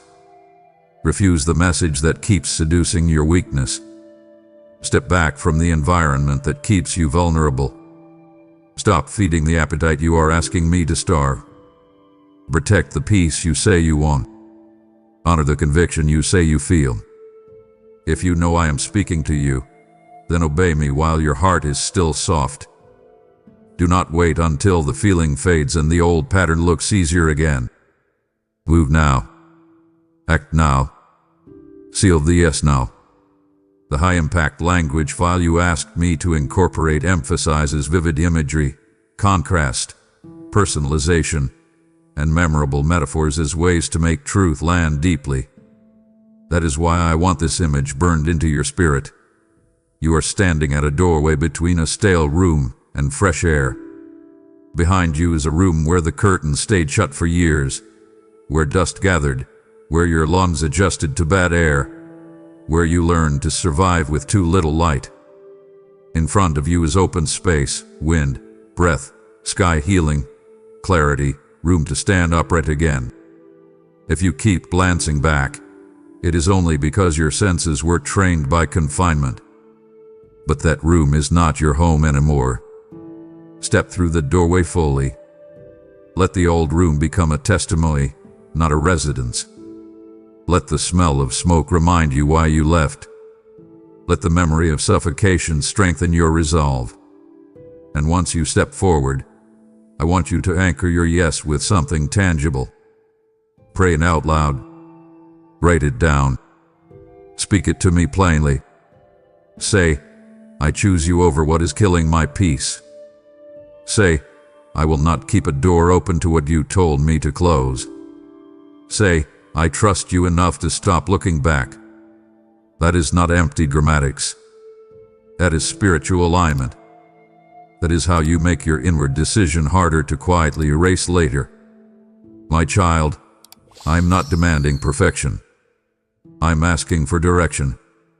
I am not asking you to promise you will never feel temptation again. I'm asking you to stop building a home for it. I am not asking you to erase your history. I am asking you to stop treating it like your future. This is the moment. Seal your yes. Do not look back. Let your soul become settled in its choice. And once you do, you will feel something precious begin to rise inside you. Not the tension of divided loyalty, but the deep relief of alignment. That relief is holy. That steadiness is the beginning of freedom. My child, I want you to stay with me for these final moments, because this is not the place to grow casual, and it is not the place to let your attention drift. You have come all the way through this message, and I have been walking with you through every layer of it. Through the warning, through the comfort, through the unveiling, through the conviction, through the invitation, through the shift that has already begun inside you. And now you are standing at the final threshold. This is the place where I need you to hear me with your whole heart, not just your mind. This is the place where I need you to stop treating this as a moving experience and recognize it for what it truly is, a direct appeal from my heart to yours. I am not asking for a partial response. I am not asking for a temporary emotional agreement. I am not asking for a promise you make tonight and quietly abandon tomorrow when the world becomes loud again. I am asking for all of you. I am asking for your whole heart, your real heart, not the polished version you show others, not the filtered version you offer when you want to feel spiritual, not the guarded version that keeps one hand near me while the other hand stays wrapped around familiar compromises. I want the part of you that still aches. I want the part of you that is afraid. I want the part of you that still feels ashamed. I want the part of you that has been secretly exhausted from pretending you are fine. I want the part of you that keeps delaying surrender because you are terrified of what I might ask you to release. Bring all of it to me. Do not edit yourself before you come. Do not try to make your heart presentable. Just open it. Open the locked room. Open the hidden drawer. Open the place where the old wound still throbs. Open the place where you have been hiding your resentment, your fear, your compromise, your questions, your fatigue, your disappointment, your quiet unbelief. Let me in there, not later. Out. This title has carried one clear burden from the beginning. Don't miss this. Heaven is trying to reach you, and I want you to feel the full weight of that now. Heaven has been reaching for you through pauses you ignored, through warnings you renamed, through discomfort you tried to escape, through longing you could not explain, through mercy that kept showing up when you should have been numb by now. Heaven has not been silent. Heaven has been patient. Heaven hath been leaning close. Heaven has been pressing through your distractions, your excuses, your self-protection, your delays, your fears, and your habits of spiritual avoidance. This entire message hath been the evidence. The transcripts in your knowledge base carry this exact emotional culmination, a fatherly, urgent, deeply intimate final appeal where the listener is told not to rush away, not to miss the moment, not to treat the message like ordinary content, because the true weight is eternal, personal, and immediate. Its structure is all over the reference material, and this final point is where it belongs most powerfully. So listen to me, my beloved child. Do not miss this final call. Do not close your heart now that I have brought you this far. Do not let familiarity dull what your spirit knows is sacred. Do not let the enemy whisper, "You can think about this later." Do not let pride tell you that this is too emotional. Do not let fear tell you that surrender is too costly. Do not let shame tell you that you are too far gone. None of those voices are mine. My voice is here, and it is steady, and it is clear, and it is reaching for you with love that is stronger than your resistance. So stop resisting. Stop bargaining. Stop hovering. Stop standing in the doorway between two lives. Come fully in. Give me all of you. If you need to whisper it, whisper it. If you need to cry it, cry it. If you need to sit in silence with your hand over your chest and simply say, "I am yours," then do that. But do not leave this message unchanged. Do not walk away with admiration when I am asking for surrender. Do not settle for being moved when I am inviting you to be made new. This is the final opening. This is the holy moment. This is where your response must become real. And because I love you too much to end with vague inspiration, I want to place the final invitation in your hands with unmistakable clarity, so you know exactly what I am asking from you after all these words. I am asking you to choose me first, not eventually, not symbolically, not in theory, but in practice. I am asking you to let this be the moment where you stop making me one voice among many and allow me to become the center again. I am asking you to reorder your heart. I am asking you to stop feeding what starves your spirit. I am asking you to stop preserving access to what drains your peace. I am asking you to stop delaying the obedience you already know I have been asking of you. I am asking you to return with intention, not sentiment. I am asking you to let your yes cost something. The high-impact language file you asked me to integrate emphasizes vivid mental pictures, contrast, personalization, and memorable metaphors that make a message stay with the listener long after it ends. So let me leave you with one final image, one you need to carry in your spirit after this message ends. Imagine you are standing in a house at dawn after a long, suffocating night. Every room has felt stale. The curtains have been shut. The air had been heavy. You learned how to live in dimness so long that you almost forgot what morning feels like. Then I walked to the windows myself. I unlocked them one by one. Light pours in. Fresh air moves through the rooms. Dust starts to rise and scatter. What was hidden becomes visible. What was stagnant begins to shift. And then I turn to you, standing in the middle of that house, and I ask one simple thing. Will you let me keep the windows open? That is the real question now. Not whether you felt something. Not whether the light was real. Not whether the air changed. The question is whether you will let me keep the windows open. Will you let me continue what I began here? Will you keep returning to my presence? Will you guard what I awakened? Will you obey what I revealed? Will you close the doors to what poisons the air? Will you stop reopening the rooms where darkness felt familiar? Will you let me rearrange what has been disordered? Will you let me heal what you have only managed? Will you let me lead what you have tried to control? This is your final invitation, and I want it to land with the full force of heaven's tenderness. Choose me. Stay with me. Pray now. Speak to me now. Do not rush into noise. Do not let this dissolve. Kneel if you can. Sit still if you can. Put your hand over your heart and say it plainly. Jesus, I choose you. I open every room. I give you all of me. I will not miss this moment. Say it. Mean it. Seal it.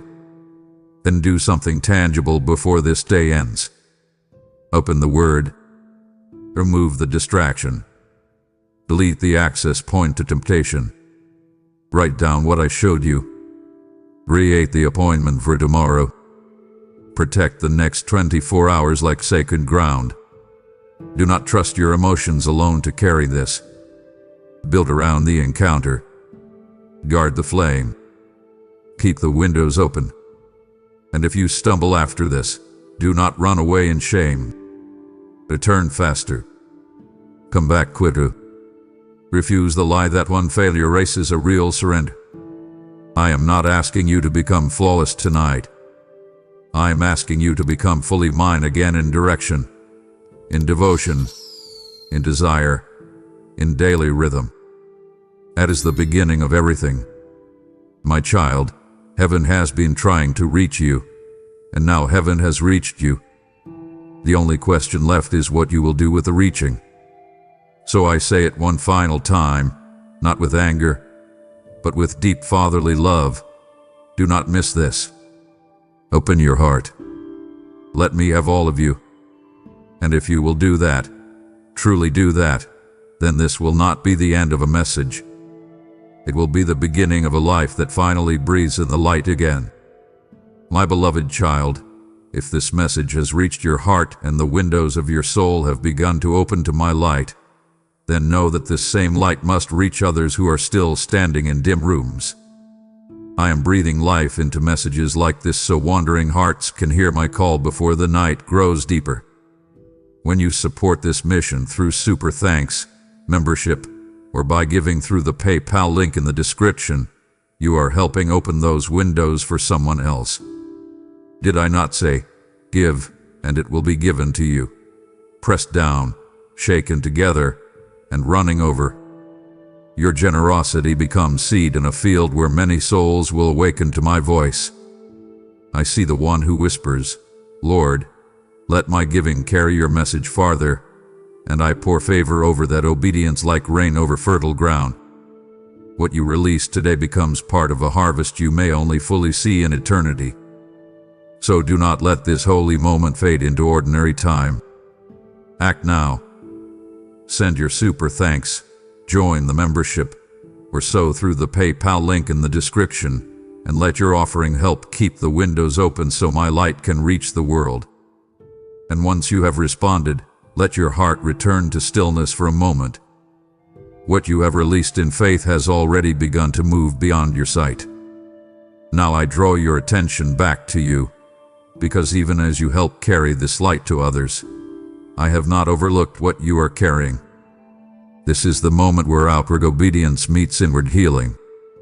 So pause, breathe deeply, and allow me to meet you right where the weight has been pressing the hardest.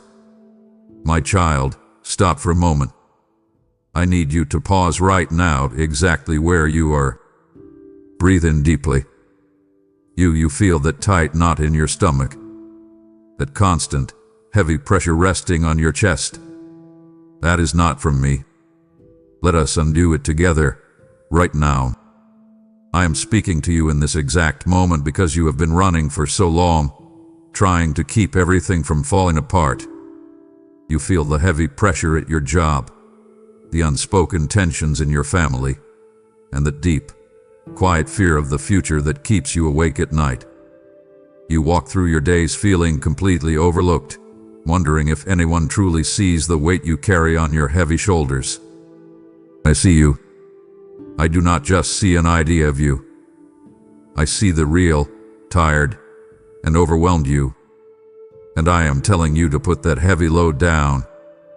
I know how loud the world is around you.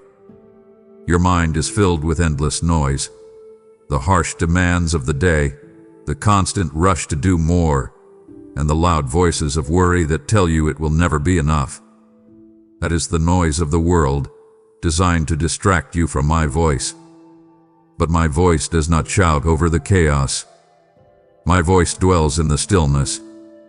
I operate on the frequency of heaven, a frequency of perfect peace, while the world operates on the frequency of panic. I chose this specific moment to speak to you because you have finally reached the end of your own human strength. You are ready to hear me. This is not a random accident. I set up this divine appointment before you even woke up today.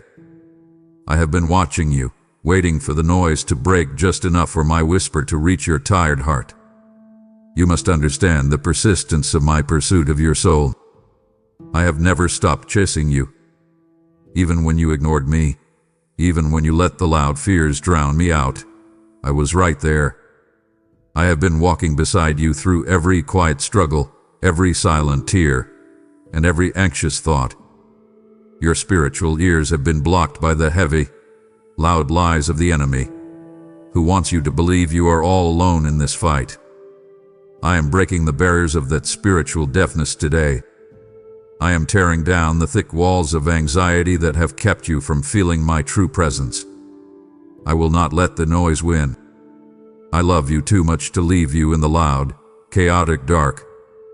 Listen to me now. Close your eyes and listen with your spirit. Think of the quiet pause just before a heavy storm breaks, or that deep, silent breath you take right before you face a massive challenge. That is where I am. I am the calm inside your storm. I am the deep breath in your lungs.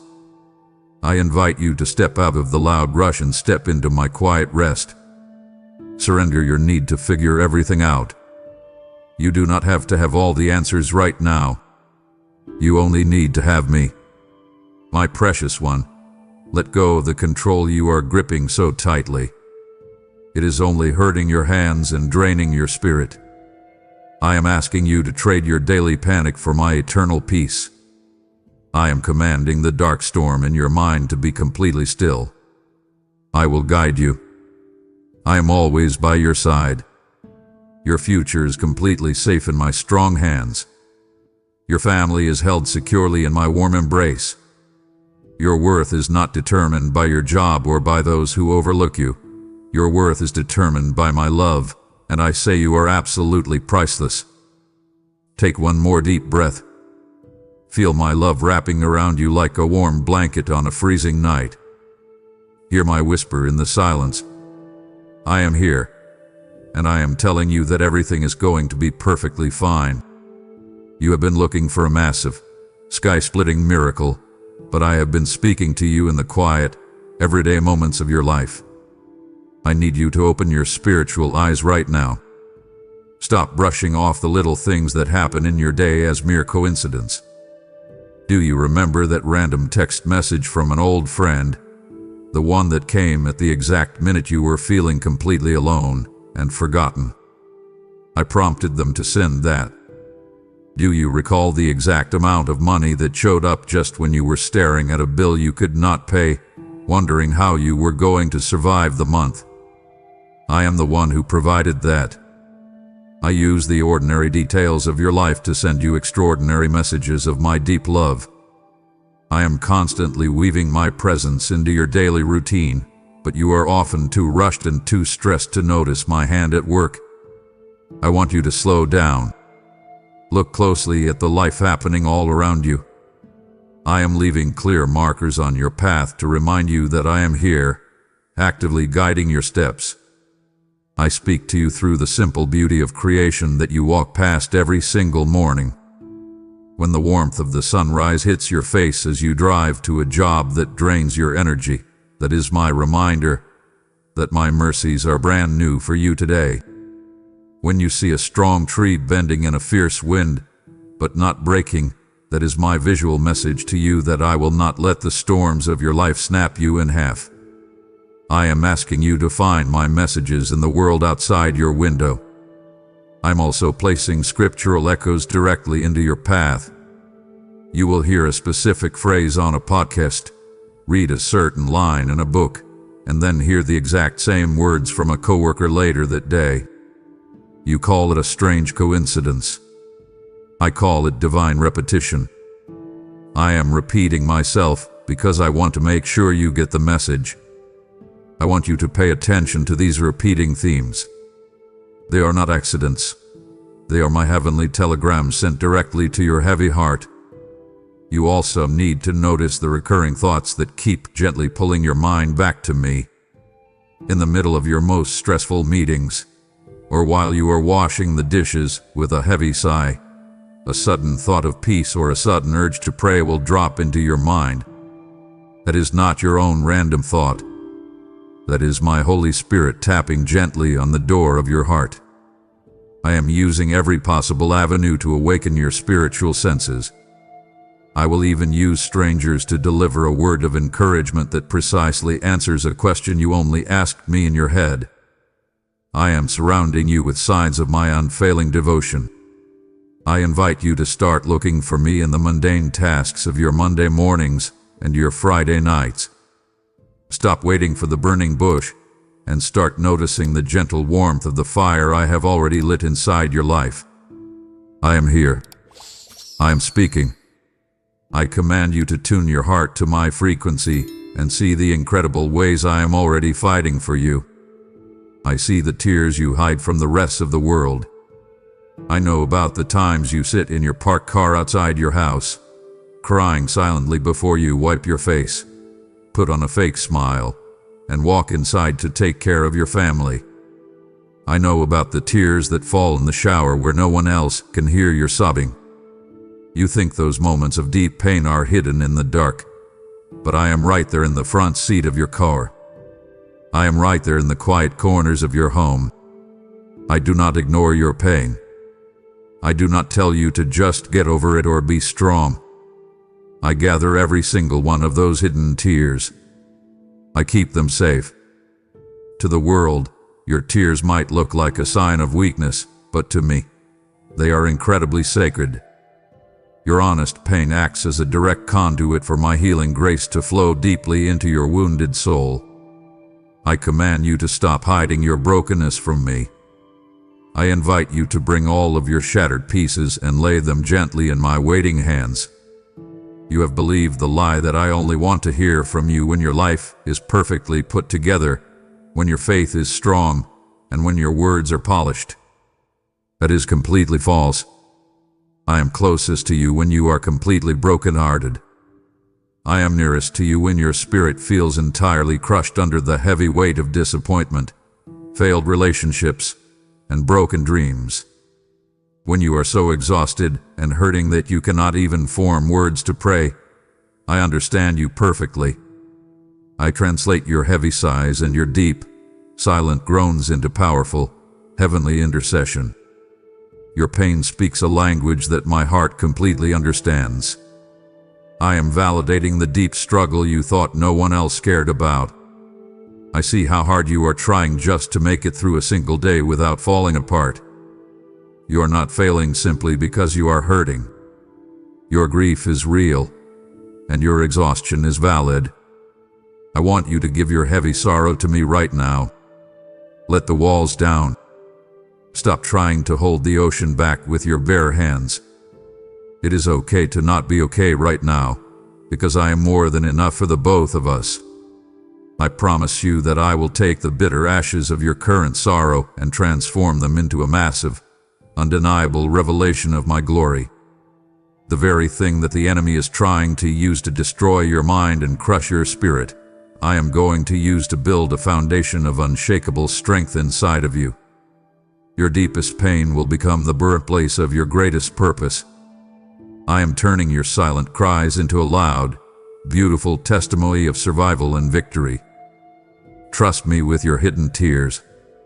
Let me hold you while you cry, and watch how I turn your darkest morning into a joyful dance. I am the God who comforts, and I am holding you incredibly close to my chest right now. Listen to me very carefully. Today is the day. Right now, in this exact second, is the moment I have chosen for your massive shift. I did not bring you to these words to give you a temporary emotional boost or to just make you feel a little bit better about your stressful day. I brought you here for a permanent rescue. There is a deep, pressing urgency to this specific heavenly appointment. I command you to stop scrolling through your life, looking for distractions to numb the ache inside your soul. You spend hours staring at glowing screens, filling your mind with the loud, chaotic noise of the world, desperately trying to forget the heavy pressure you feel. I am asking you to put down the distractions and face me. The world's clock is driven by panic, telling you that you are running out of time, that you are getting too old, that you have missed your chance, and that you are falling hopelessly behind everyone else. But heaven's clock is driven by perfect, intentional purpose. And on heaven's clock, your time for a major breakthrough is right now.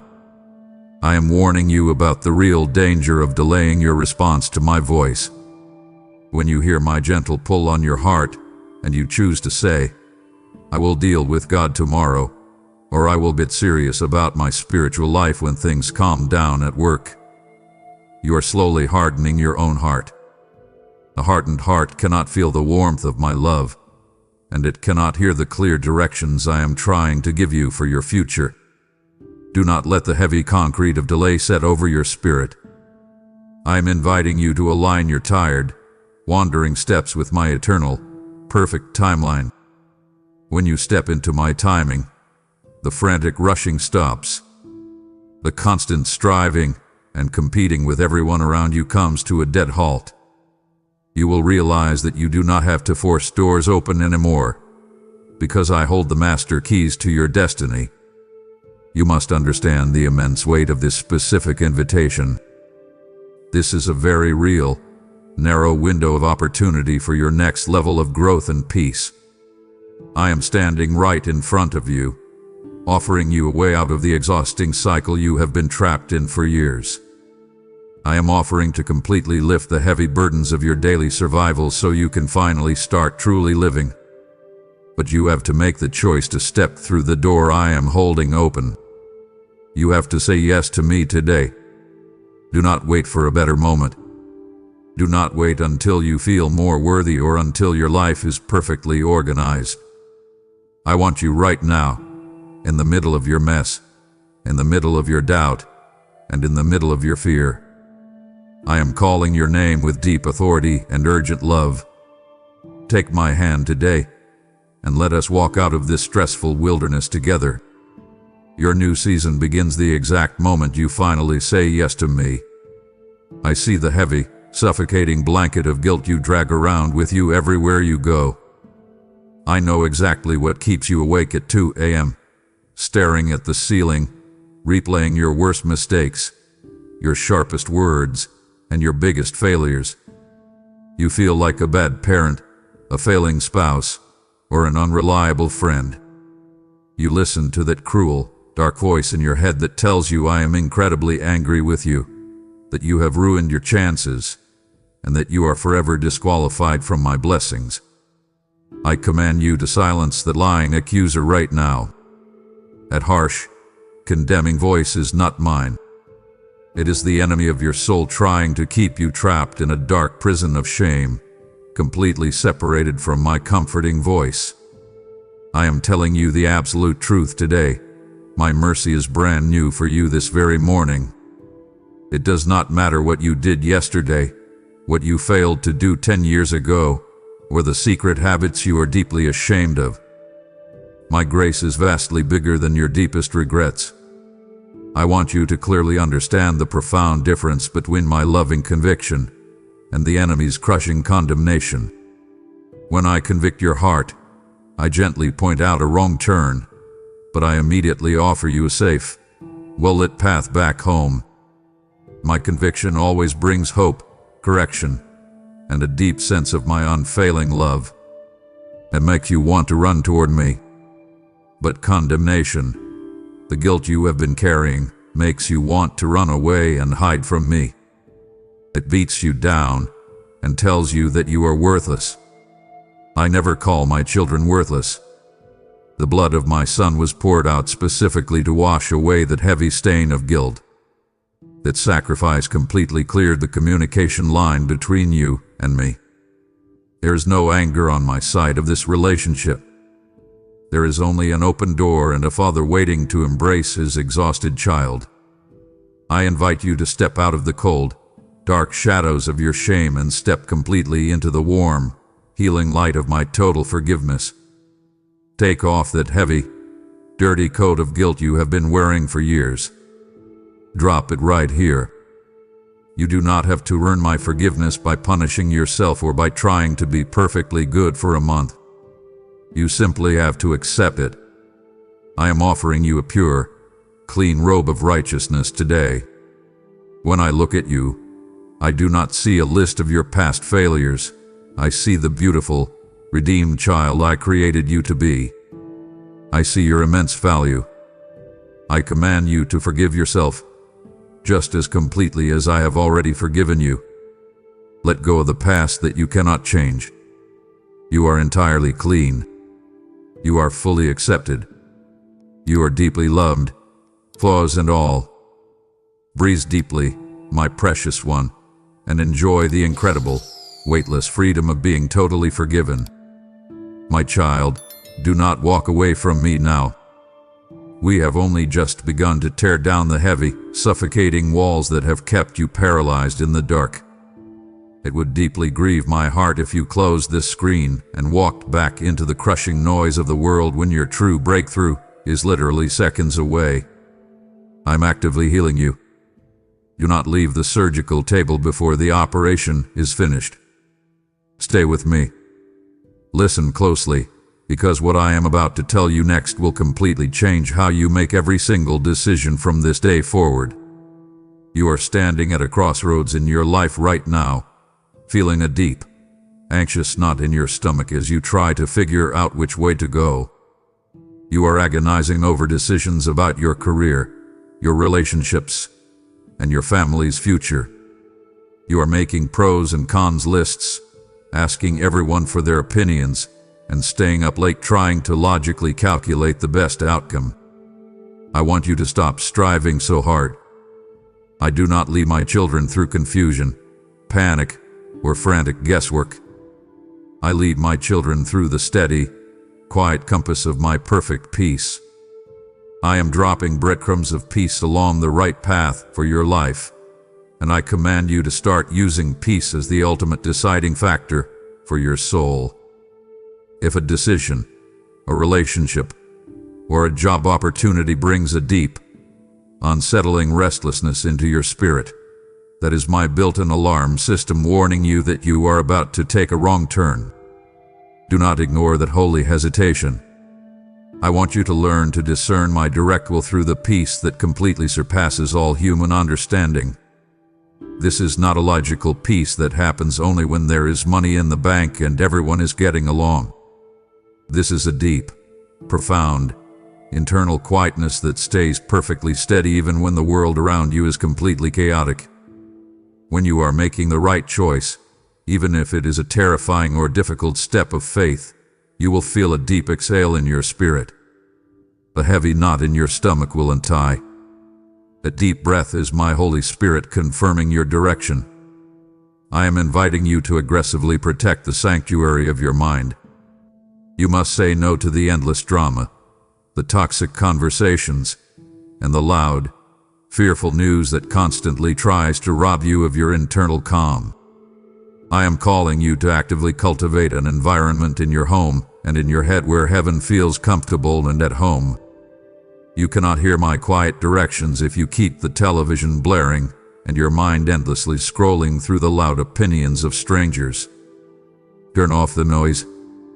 Create pockets of absolute silence in your daily routine. In that quiet space, I will clearly show you the next right step.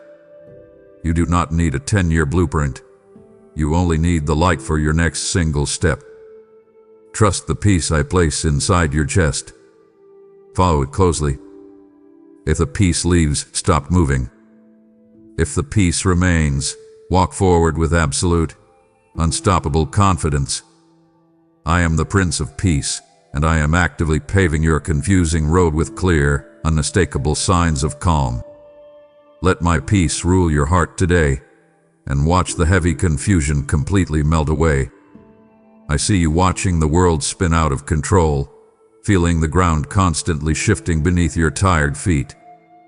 I know you look at your bank account, the rising prices at the grocery store, and the fragile security of your job, and you feel entirely exposed. You feel completely vulnerable to the sudden attacks of life, waiting for the next piece of bad news to drop. I command you to stop building your peace on the unstable, shifting sand of worldly circumstances. I am offering you an absolute, unshakable foundation today. My word is the only completely unchangeable truth in a world that constantly changes its mind. I want you to take my promises and put them on like heavy, impenetrable armor. Do not just read my words when you are desperate and then forget them when the crisis passes. Claim the rich, eternal inheritance I have prepared specifically for you. I have given you a legal right to my peace, my provision, and my absolute protection. I demand that you step up and claim what is rightfully yours. Listen closely to the loud voices trying to tear you down right now.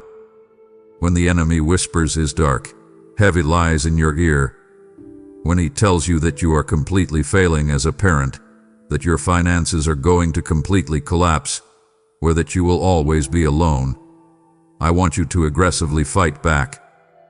Do not sit there and let the enemy of your soul beat you up in your own mind. Stand absolutely firm. Speak my promises out loud over your house, over your empty bank account, and over your struggling children. Turn my divine promises into your daily weapons against fear. When the panic starts to rise in your chest, I command you to declare, "My God will supply all my needs." When the doctor's report is terrifying, I invite you to declare, "By His stripes, I am completely healed." This is not just positive thinking. This is spiritual warfare. You are actively using my eternal strength to fight your earthly battles. Wrap yourself securely in my absolute faithfulness right now. Let the harsh, sharp arrows of daily worry bounce right off the solid shield of my promises. I promise to fiercely protect you. I promise to richly provide for you. I promise to never, ever leave you abandoned in the dark. Your security does not come from your employer, your government, or your savings account. Your total security comes from being securely anchored to the Creator of the universe. I am your mighty fortress. I am your safe place in the middle of this stressful week. I invite you to hide yourself in me today. Breathe in the absolute safety of my presence. Stand up tall, my beloved child. Stop walking through your days feeling like a helpless victim of your circumstances. You are fully armed. You are totally fearless. You are deeply loved by the God who never breaks a single promise. I am standing right outside the door of your heart today, and I am gently knocking. I am the King of the universe, the Creator of all things, but I will never force my way into your life. I wait with deep humility for your personal invitation. I see how you have compartmentalized your life.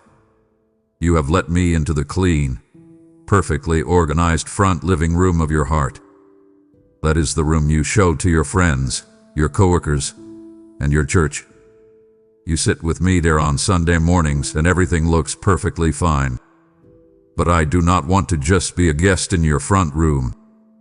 I want full access to your entire house. I invite you to open every single hidden room of your life to my healing presence. I want to walk into the messy kitchen of your daily stress, where you are frantically trying to keep your family fed and your bills paid.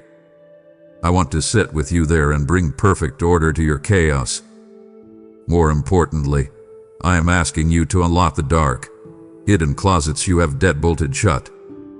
I know exactly what you are hiding behind those heavy doors. I see the secret addictions, the deep traumas from your childhood, the bitter resentments toward those who deeply hurt you, and the paralyzing fear of failure. You keep those doors locked tightly because you are terrified that if I see what is truly inside, I will turn away from you in disgust. I command you to drop that destructive lie right now. I already know what is in the dark. I am not afraid of your absolute worst mess. Remove the heavy deadbolts of your fear and trauma. Hand me the keys to your hidden shame. When you finally swing those doors wide open, you will not find my angry judgment waiting for you. You will only find the overwhelming warmth of my Holy Spirit flooding into your coldest, darkest places. I want to dine with you. I want to sit across the table from the real, unpolished, exhausted version of you. I invite you to stop pretending that you have it all together, choosing to let me into the deep messes, choosing to be fully known and fully loved. There is no greater freedom on this earth than to stand completely exposed before your Creator and realize that you are not condemned, but deeply cherished. I command you to stop hiding from the only one who can actually heal you. Let my warm light burn away the heavy dampness of your secret guilt. Open up the locked rooms. Let me sweep away the broken glass of your past mistakes. Give me total access today. I promise that when you let me completely take over the house of your heart, I will turn your place of hidden pain into a beautiful sanctuary of perfect peace. I know you feel incredibly dry right now. You look at your current life, the job that drains your soul, the marriage that feels distant, the bank account that barely stretches to the end of the week, and you feel like you are walking through a blazing, endless desert. You are crying out to me, asking why I have abandoned you in this harsh, lonely wilderness. I command you to listen to my truth today. I have not abandoned you. In fact, I have intentionally led you into this quiet desert season so I could speak tenderly to your heart without the constant interruptions of your comfortable life. In the busy, lush seasons of your life, you relied entirely on your own strength. You trusted your paycheck, your talents, and your bustling social calendar. You did not truly need me. So I brought you to a dry place, a place where your own human strength is absolutely useless, so you can finally learn the incredible power of total dependency on me. I want you to completely change the way you see this dry season. I command you to stop viewing this desert as a cruel punishment for your past mistakes. This is not a punishment. This is a profound, necessary preparation. I am actively stripping away everything that distracts you from my voice. I am burning away your deep pride and your desperate need to control your own destiny. I know you are incredibly thirsty, looking for relief in all the wrong places. You try to quench your deep emotional thirst by scrolling endlessly on your phone, by overworking yourself to prove your worth, or by seeking validation from people who do not truly care about you. Stop digging dry, broken wells that hold absolutely no water. I invite you to come to me and drink from the living water that flows endlessly from the solid rock of Christ. I am the only source that will ever truly satisfy your exhausted soul. I am teaching you how to gather manna for today. You want me to give you a detailed map for the next 5 years of your life. You want complete financial security for the next decade. But I am asking you to simply trust my daily provision. I will give you exactly what you need to survive this single Tuesday. I will give you the exact amount of emotional strength you need to get through your shift at work today. Do not worry about tomorrow's manna. Trust that I will be there tomorrow morning, waiting to provide for you all over again. The greatest, most explosive spiritual growth of your entire life is happening right now, in the quiet, unseen drought. Your roots are pushing down deeper and deeper into my love, searching for the hidden streams of my grace. Do not rush the process. Embrace the heat of this divine preparation. I am with you in the scorching sand, and I promise that this difficult desert will eventually bloom into a beautiful, life-giving garden. You have been wrestling with me for months, maybe even years, over a specific area of your life. I have been gently pushing you to make a change, to leave that toxic relationship, to step out in faith and start that new business, to finally forgive that family member, or to simply surrender your tight grip on your children's future. You keep saying no, or you keep saying maybe tomorrow. You are absolutely terrified of losing control. I command you to surrender your pathetic illusion of control today. You do not control the universe, and trying to manage every single detail of your life is literally making you sick with anxiety. I invite you to discover the massive, explosive power of your simple yes. One single act of total obedience to my voice will create a massive ripple effect of blessing that will touch generations of your family. I want you to move away from your constant, exhausting prayers of "Thy will be changed" and step bravely into the powerful prayer of "Thy will be done." You spend so much energy trying to convince me to bless your own stubborn plans. You beg me to fix the mess you made while refusing to follow my clear instructions on how to clean it up. I command you to lay your personal agenda down at my feet right now. When you completely surrender your desperate need to steer the ship, you instantly gain the backing of my absolute, unlimited sovereignty. Your tiny, mustard seed faith unlocks the massive, creative power of heaven on your behalf. When you finally say yes to my difficult instructions, I step in and begin to move massive mountains that you could not even budge with a bulldozer. I part deep, turbulent seas of debt and conflict so you can walk right through on dry ground. I promise you that a profound, unspeakable joy immediately follows a heart that is fully surrendered. The heavy tension in your neck will instantly vanish. The tight grip on your chest will let go. You will partner directly with heaven to actively manifest my kingdom right in the middle of your messy neighborhood, your stressful workplace, and your chaotic living room. I am calling you to an incredible adventure of faith. Stop playing it so ridiculously safe. Stop hiding behind your comfortable excuses. I invite you to take a massive leap of faith today. Say yes to the scary thing I am asking you to do. Give me your absolute, unconditional surrender. When you finally let completely go of the wheel, you will see exactly how perfectly I can drive your life into a future vastly better than anything you could ever imagine. You just learned the massive, explosive power of your simple yes to me, and now I am inviting you to echo that powerful yes into eternity.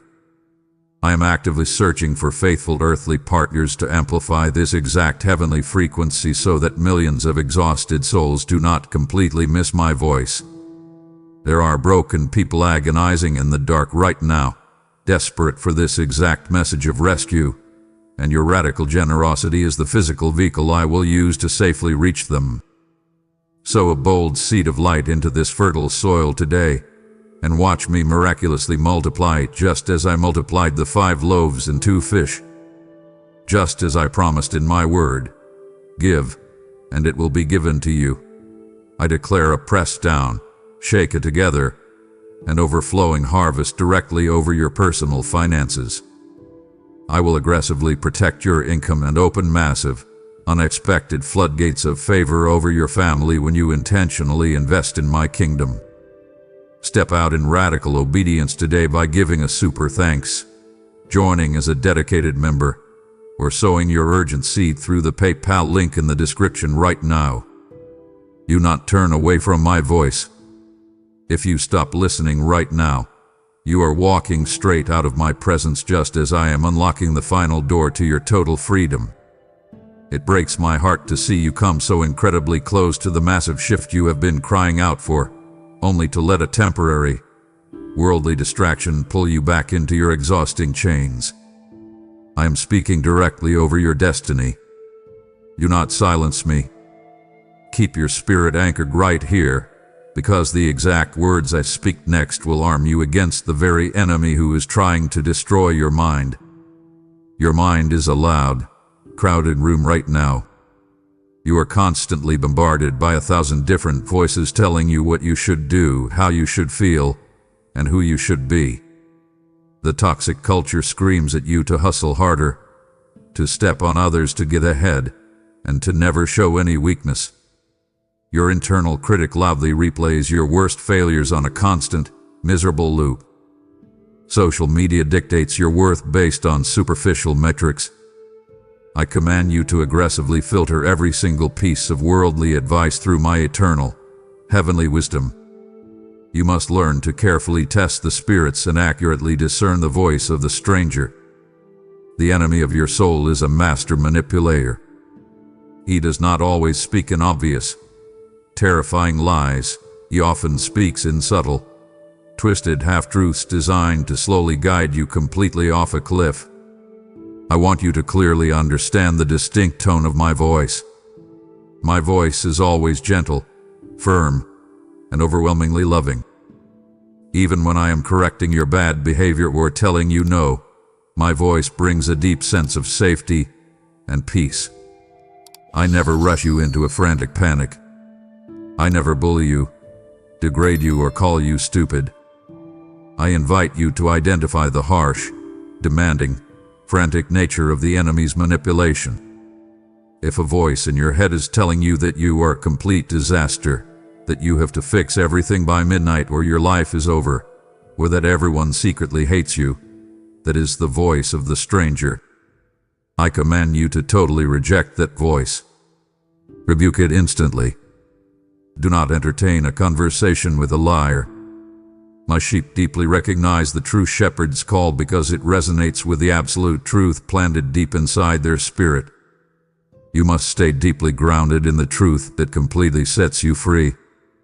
When your mind is swirling with anxiety about your job security or your family's safety, stop asking your frantic coworkers for advice. Stop searching the internet for a quick, shallow fix. Come directly to me. I invite you to open my word and let my ancient, unchanging truths completely wash over your panicked brain. I will give you the exact clarity you desperately need. I will show you the hidden traps the enemy has carefully set for your finances and your relationships, and I will safely guide your feet right around them. You have my Holy Spirit living directly inside of you. You are fully equipped to know exactly what is true and what is a toxic lie. Listen very closely today. Tune out the loud, angry strangers, and turn your ear toward the gentle, loving Father who is speaking total victory over your life right now. I know the exact moment your heart closed off to the very word Father. I see the deep, silent wound you carry from the earthly figures who completely failed you. You look at me through the broken lens of a man who walked out on you, a man who was emotionally absent when you needed him most, or a man whose harsh words made you feel entirely worthless. Because your earthly father let you down, you secretly expect me to do the exact same thing. I command you to stop rejecting the terrible failures of a broken human being onto my perfect, unfailing character. I am not like the men who hurt you. I do not lose my temper when you make a simple mistake. I do not give you the silent treatment to punish you. I do not pack my bags and abandon you when your life gets messy. I am redefining fatherhood for you today. I invite you to experience the overwhelming tenderness of a real father who actually runs to meet his deeply exhausted child. When you mess up, my first reaction is not to hit you with a heavy stick of disappointment. My first reaction is to open my arms wide, pull you tightly against my chest, and help you clean up the mess. I see the deep, paralyzing fear of abandonment that secretly drives so many of your decisions. You try so incredibly hard to be perfect at your job and perfect in your relationships because you are terrified that if you fail, people will leave you. I command you to drop that exhausting burden right now. You do not have to perform for my love. You do not have to earn your place at my kitchen table. My love is absolutely unconditional, and it is permanently yours. I am calling you to completely release the heavy resentment you hold against the people who failed to protect you. I know it hurts, but holding on to that bitter poison is only destroying your own peace. Let me step into that empty void. Let me heal the deep rejection that makes you feel like an orphan wandering through life alone.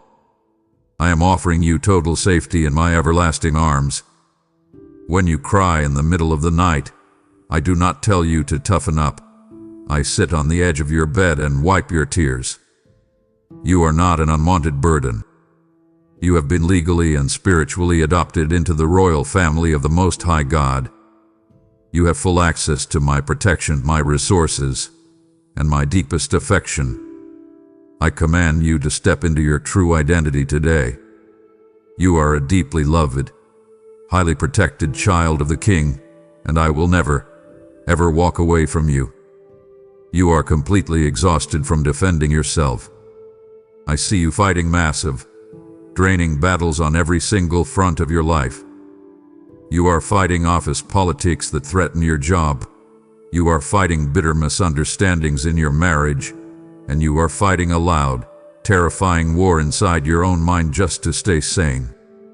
You are trying to figure out how to outsmart your enemies, how to prove you are right, and how to protect your own reputation. I command you to put your heavy weapons down right now. Stop typing that angry, defensive email. Stop lying awake in bed, planning out your perfect revenge or your clever comeback. This specific battle does not belong to you. It belongs entirely to me. I am commanding you to stand absolutely still and watch how I fight for you. I want you to realize the massive, unseen reality of your current situation. You feel like you are standing completely alone in a room full of people who want to see you fail. But if I opened your spiritual eyes right now, you would see heavily armed, heavenly reinforcements completely surrounding your office desk, your living room, and your family. I am the commander of the Lord's armies, and I do not lose battles. I invite you to totally change your strategy today. Instead of fighting back with bitter words and frantic manipulation, I command you to use praise as your primary weapon. When you choose to worship me right in the middle of a massive financial crisis or a terrible family argument, it completely confuses the enemy. Your genuine praise creates an impenetrable wall of protection around your mind. I know your human nature desperately wants to strike back immediately when someone insults you or tries to take what is yours. But I am giving you the deep wisdom of waiting. Do not react out of your temporary panic. Step back and let me handle your attackers. The absolute greatest victories in your life will not be won while you are shouting on your feet. They will be won while you are quietly praying on your knees. When you surrender the fight to me, I bring total vindication. I will clear your name. I will protect your income. I will expose the lies spoken against you in secret. I invite you to trust my perfect strategy. Take a deep breath. Step behind my shield, and let me completely dismantle the traps that have been set for you. You are completely safe while I fight this war. I see you sitting at your kitchen table, staring at a stack of bills with a heavy, sickening knot in your chest. I see you checking your bank balance and feeling a sudden wave of sheer panic about how you are going to pay for groceries, keep the lights on, and take care of your children. You are working incredibly hard, but it feels like the money constantly disappears before you can even catch your breath. I command you to stop agreeing with the heavy, dark spirit of poverty and lack. Stop speaking words of total defeat over your finances. Do not say, "I will always be broke," or "I am never going to get ahead." I'm Jehovah-Jireh. It is my very nature to be your ultimate provider. I do not want you living in constant, agonizing fear of tomorrow. I am stepping into your financial stress today to break that heavy cycle of panic. I want you to clearly understand the massive difference between worldly wealth and heavenly riches. The world tells you that security comes from hoarding cash and completely relying on a fragile economy. But worldly wealth can vanish in a single afternoon. My heavenly provision is vastly different. I provide deep wisdom to help you manage what you have. I provide divine favor that gets you the job promotion you completely lack the qualifications for. I provide unexpected ideas that generate new income. I command you to be completely faithful in the very small things right now. If you want me to trust you with massive blessings, you must manage your current, small paycheck with absolute integrity. Pay your debts honestly. Do not cheat others. I am watching how you handle the little things, because that prepares you for the great things I am about to release. I am also calling you to do something that makes absolutely no logical sense. I invite you to sow seeds of extreme generosity precisely during your season of severe scarcity. When you feel entirely empty and broke, give a small gift to someone else who is hurting. Buy a meal for a stranger. Give your time to someone who is lonely. This act of bold faith completely breaks the selfish grip of fear over your life. It proves that you trust me more than you trust your own bank account. I command you to trust my perfect timing. I am actively opening the massive storehouses of heaven on your behalf. I will bring the right clients, the right job offers, and the right opportunities directly to your door. Stop agonizing over the math. Put your absolute trust in the God who owns everything, and watch how I miraculously multiply your daily bread. You look at the calendar, and you feel a deep, crushing wave of regret wash over you. You look back at your past and you see decades entirely lost to a bad marriage, years wasted in a career that completely drained your soul, or long seasons stolen by dark depression and secret addictions. You genuinely believe that your best days are permanently behind you. You think you are too old, too broken, and too far behind to ever catch up. I command you to tear up that toxic timeline right now. Take your tired eyes off the rearview mirror.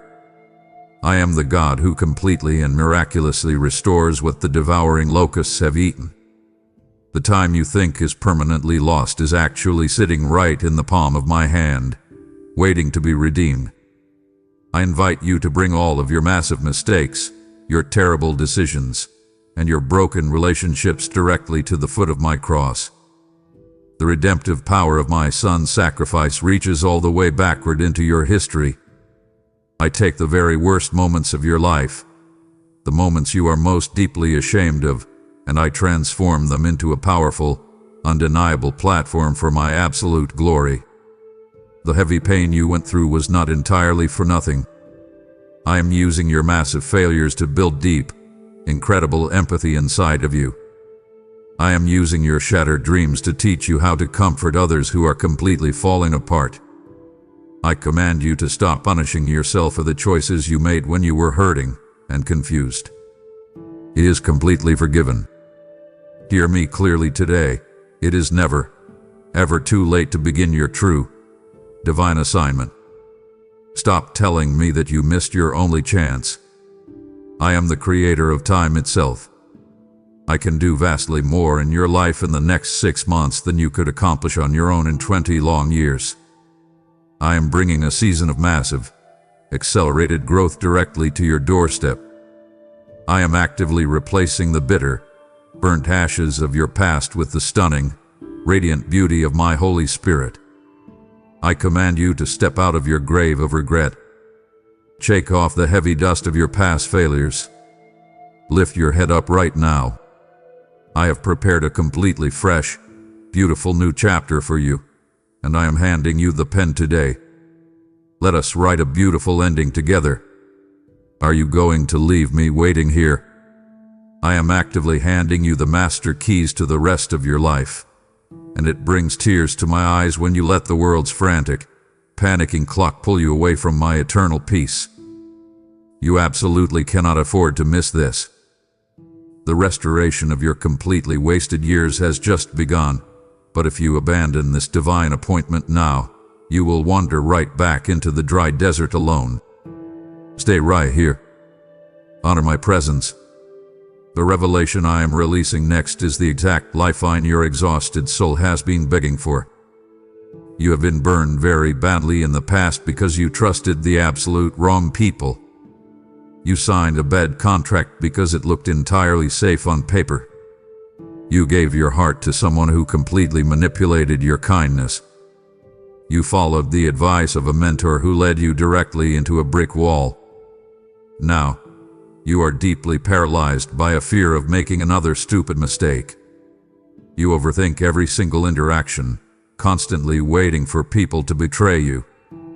I command you to stop relying entirely on your own fragile, human logic. Your natural eyes can only see the polished surface that people desperately want you to see. I am giving you a profound gift today, the gift of divine discernment. I invite you to start seeing people, situations, and hidden motives entirely through my perfect, penetrating eyes. I am teaching you how to completely avoid the clever traps set by the dark spirit of deception. The enemy loves to dress up his worst lies in beautiful, appealing packages. But I have placed my Holy Spirit directly inside your chest, and he acts as your ultimate, flawless warning system. You know that deep, physical hesitation you feel right before you make a bad choice. That uncomfortable gut feeling that tells you something is completely wrong, even when everyone else is telling you it is a great idea. That is not paranoia. That is my Holy Spirit loudly pulling the fire alarm. I command you to never ignore that holy hesitation again. Do not let fast-talking people rush you into making a permanent decision. I do not operate in a frantic, pressured rush. If you feel pushed, step entirely back. I'm pouring a heavy dose of heavenly wisdom directly into your mind right now. This is not the kind of shallow wisdom you learn from reading popular self-help books. This is a deep, supernatural knowing that drops instantly into your spirit. I will teach you exactly when you need to speak up boldly, and exactly when you need to keep your mouth completely shut to avoid a useless fight. When you actively purify your heart and remove the toxic clutter from your daily life, your spiritual vision becomes incredibly sharp. You will easily spot fake friends. You will clearly see the manipulative tactics of your toxic coworkers. I am protecting your blind spots today. Trust the quiet warnings I drop into your spirit. Walk completely in my brilliant light, and you will never stumble blindly in the dark again. I see you waking up every single morning, staring blankly at the ceiling, and wondering if this exhausting routine is all there is to your life. You drag yourself out of bed to go to a job that barely pays the bills, feeling completely invisible and entirely replaceable. You spend your limited free time looking at other people on your screen who seem to be living out their massive, perfect dreams, and you feel a deep, sickening pit of failure in your stomach. You think you have somehow completely missed your calling. You genuinely believe your true purpose is some incredibly complex, impossible puzzle that I hid from you, and you feel like you are failing the ultimate test because you cannot figure it out. I command you to stop believing that heavy, exhausting lie right now. Your purpose is not a dark secret I am trying to keep from you. I am not playing cruel games with your destiny. I created you with deep, absolute intention long before this world even began, and I want to reveal that intention to you today. I want you to clearly understand that you are not a random accident. Your life is not a chaotic series of meaningless events. Uncovering the unique gifts I have carefully placed directly inside of you does not require a magic formula or a special degree. I invite you to look closely at the normal, everyday things that deeply move your heart. What specific injustice makes you righteously angry? What brings instant tears to your eyes when you see someone else suffering on the street? What is that one simple thing you love to do so much that you completely lose track of time? That exact intersection of your deep passion and the world's deep pain is exactly where my perfect plan for your life lies.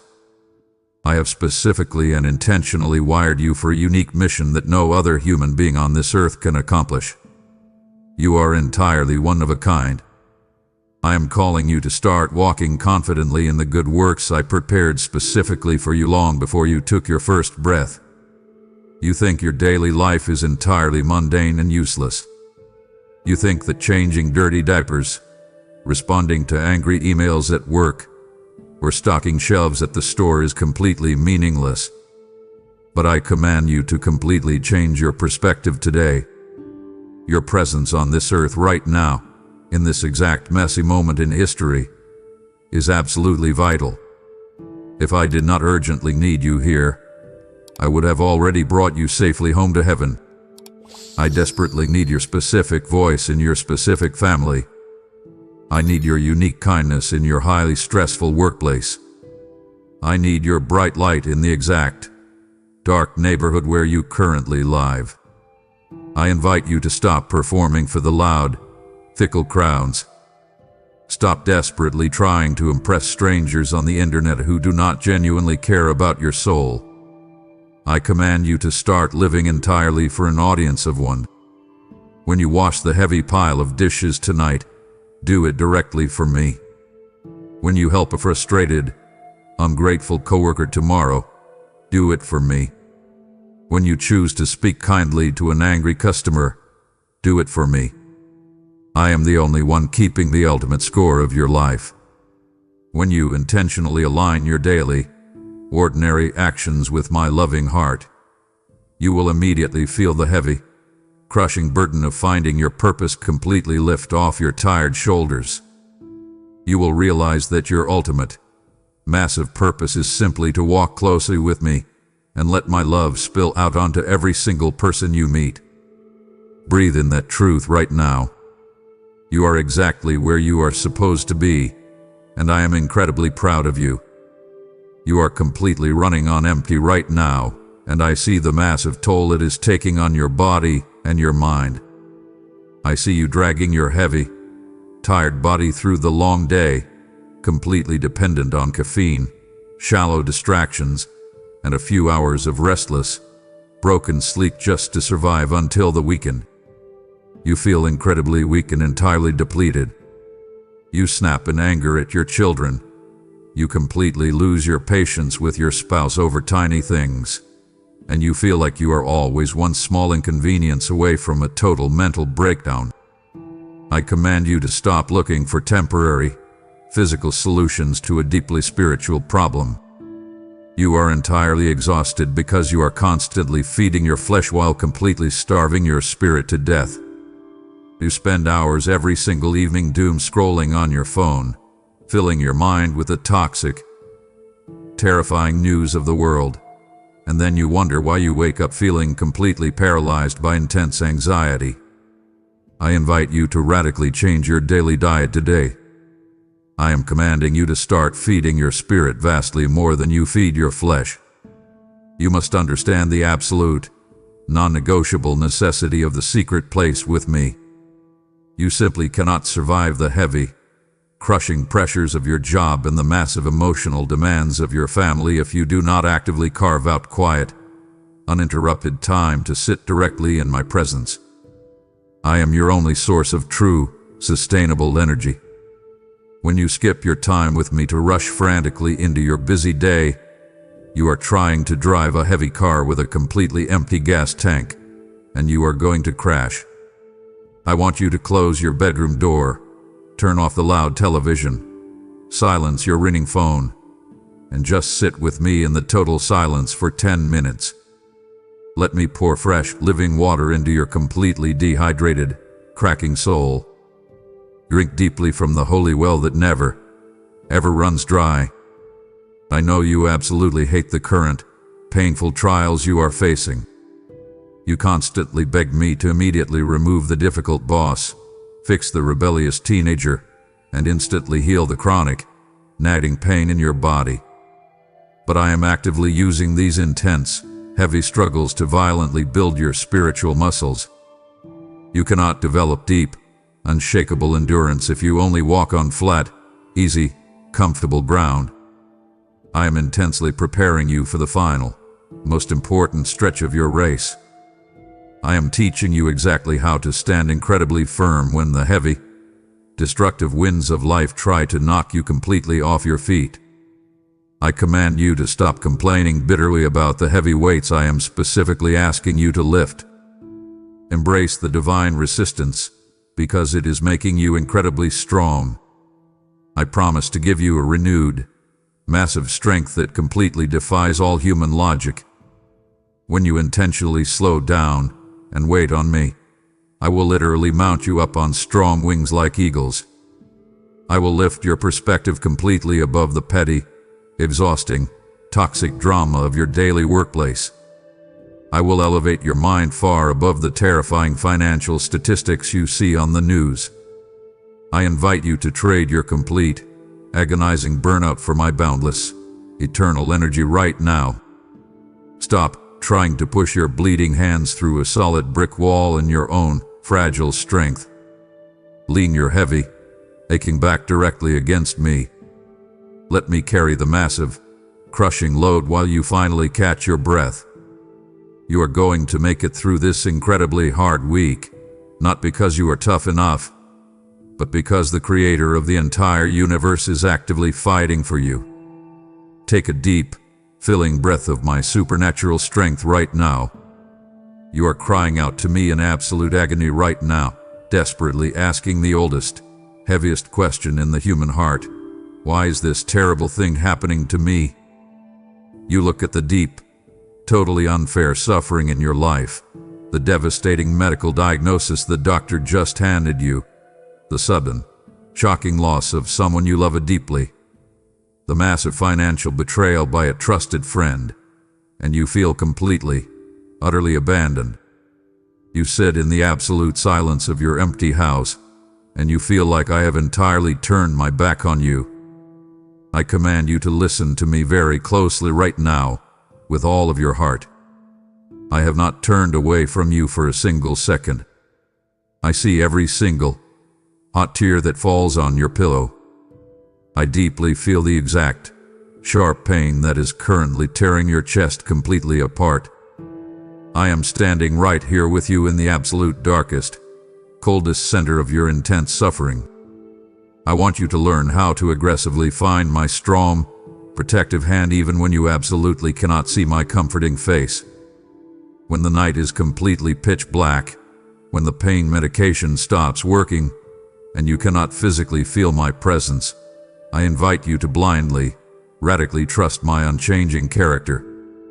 I am actively using this terrifying, painful fire to deeply and permanently refine your soul.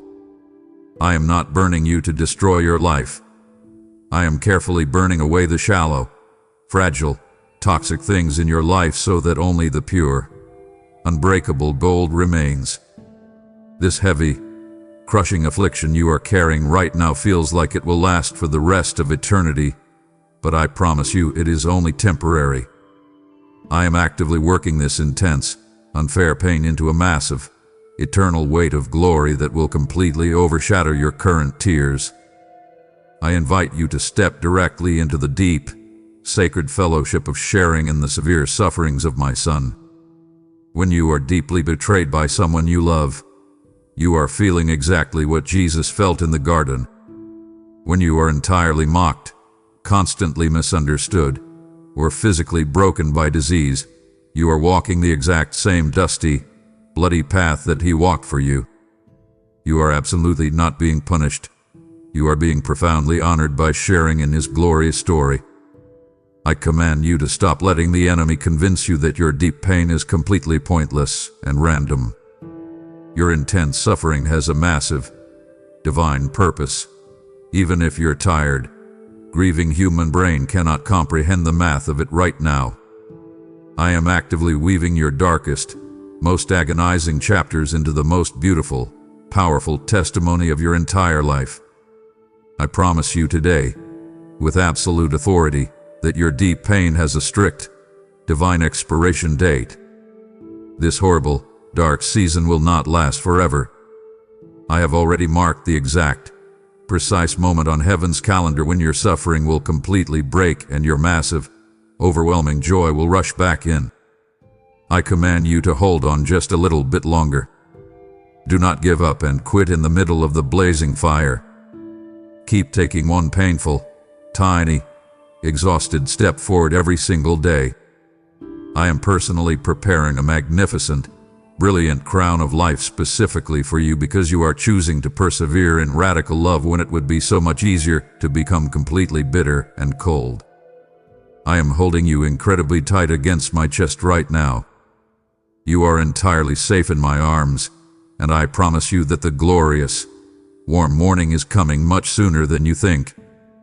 You walk through your incredibly stressful day feeling entirely unprotected, completely vulnerable, and deeply alone. You worry constantly, to the point of sickness, about the safety of your children the second they walk out the front door for school. You grip the steering wheel with white, shaking knuckles when you drive home late at night, terrified of a sudden, violent accident. You watch the chaotic, terrifying news on your television, and you genuinely believe that you are completely defenseless against the dark, violent forces of this rapidly decaying world. I command you to open your spiritual eyes right now and see the massive, breathtaking reality of the heavenly hosts I have personally assigned to protect you. You are never, ever walking alone in the dark. You are constantly surrounded by an elite, overwhelmingly powerful guard of my strongest angels, deployed specifically to keep you and your family entirely safe from unseen harm. I want you to clearly understand exactly how your daily, spoken prayers directly activate this massive, angelic intervention. When you pray my promises out loud over your house, you are literally giving direct, marching orders to the heavenly armies. I command you to stop praying weak, pathetic, whining prayers of total defeat. I invite you to speak with massive, bold, heavenly authority. Command my angels to strictly guard the four corners of your home while you sleep. Command them to ride in the passenger seat with your newly licensed teenagers. Command them to stand guard with flaming swords around your mind to block the sudden attacks of panic. I have sent these powerful, ministering spirits specifically to serve you, the true, royal heirs of my salvation. They are actively fighting off dark, demonic attacks against your health and your finances that you never even knew existed. I invite you to think deeply right now about the times you narrowly escaped a massive, fatal disaster. Remember that specific time you suddenly slammed on your brakes a split second before a terrible, crushing car crash. Remember that strange, overwhelming feeling of complete, unnatural safety that suddenly washed over your entire body when you were walking alone in a dangerous parking lot. That was absolutely not a lucky coincidence. That was my massive angel physically stepping in and placing an invisible, impenetrable shield between you and absolute destruction. I command you to stop living in constant, paralyzing paranoia. You are the absolute most heavily protected citizen in the entire universe. I am asking you to walk out of your front door today with your head held high, completely confident in the massive, unseen security detail that strictly guards your every single step. I also command you to pay extremely close attention to the random strangers you meet in your daily, rushed routine. I want you to treat the exhausted, rude cashier, the angry customer on the phone, and the dirty, homeless person on the street with extreme, radical, shocking kindness. You never truly know when you are actually showing hospitality to one of my holy angels sent to you in a human disguise. I use them constantly to test the true condition of your heart and to deliver unexpected, massive blessings directly into your open hands. I want you to remember that you are also constantly cheered on by a massive, invisible cloud of witnesses. The faithful saints who have gone before you are actively watching and rooting for your ultimate victory.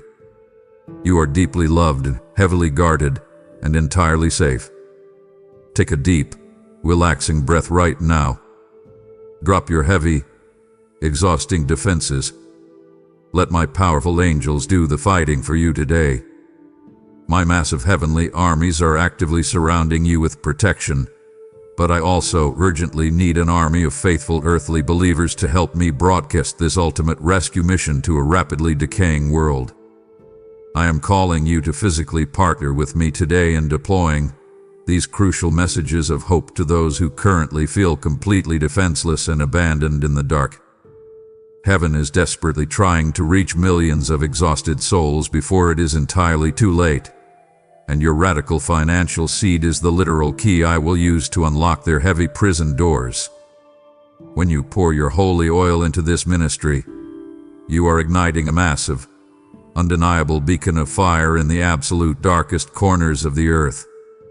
I promised you, he who refreshes others will himself be refreshed, and I am ready to unleash a supernatural, rushing river of unexplainable provision directly over your life. as you boldly give to advance my kingdom. I command my warrior angels to fiercely guard your bank account, completely break the suffocating spirit of poverty off your bloodline, and release explosive favor over everything you touch. Join this divine, global rescue operation immediately by sending a super thanks, becoming a steadfast member, or planting your powerful seed through the PayPal link in the description right now. Do not scroll away. Do not click off this screen. My heart aches with a deep, fatherly disappointment when you treat my sacred, urgent voice like just another cheap, temporary internet distraction. I am currently surrounding you with my heavenly armies, actively preparing you for the ultimate, greatest victory of your entire life. If you walk away now, you are stepping completely out from under the heavy shield I am forging for you.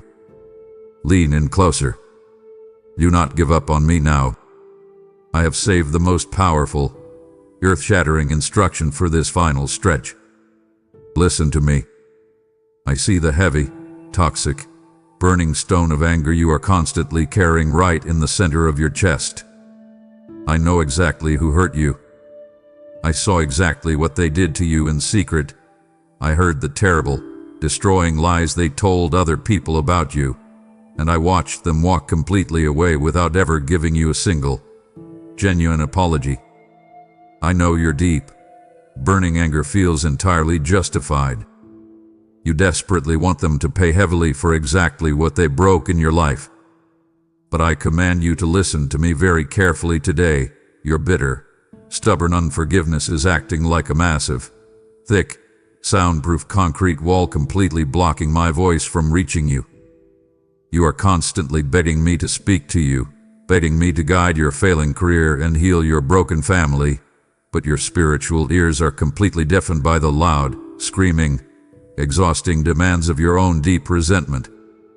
I invite you to completely and totally release your heavy debtors directly to me right now.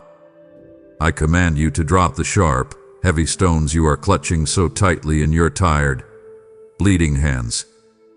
You actually think that by holding onto your furious, burning anger, you are somehow punishing the cruel people who abuse you. You are completely, dangerously wrong. You are only drinking a deadly, toxic poison every single morning and angrily expecting the other person to drop dead. I am the absolute, ultimate, perfect judge of the entire universe. It is my direct job to balance the heavy scales of justice, and I never, ever fail to do my job. It is your job to simply be a radical, free lover of people. I command you to step completely out of the courtroom right now. Take off the heavy, exhausting judge's robe that absolutely does not belong to you, and let me fully handle the people who broke your heart. I want you to actually experience the massive, rushing, cooling river of grace that instantly flows through your entire life the exact second you finally let go of your dark, suffocating bitterness. When you bravely choose to truly forgive the ex-spouse who completely ruined your finances, the cruel parent who deeply neglected you, or the arrogant boss who stole your hard work, you literally unlock the heavy, iron chains completely off your own soul. You instantly begin to heal the deep, toxic roots of resentment that are currently poisoning your daily peace, destroying your sleep, and ruining your physical health. I invite you to loudly model my extreme, scandalous, shocking mercy to a broken, miserable world that only understands petty, endless revenge. I am asking you to do something right now that feels incredibly unnatural and completely terrifying to your human pride.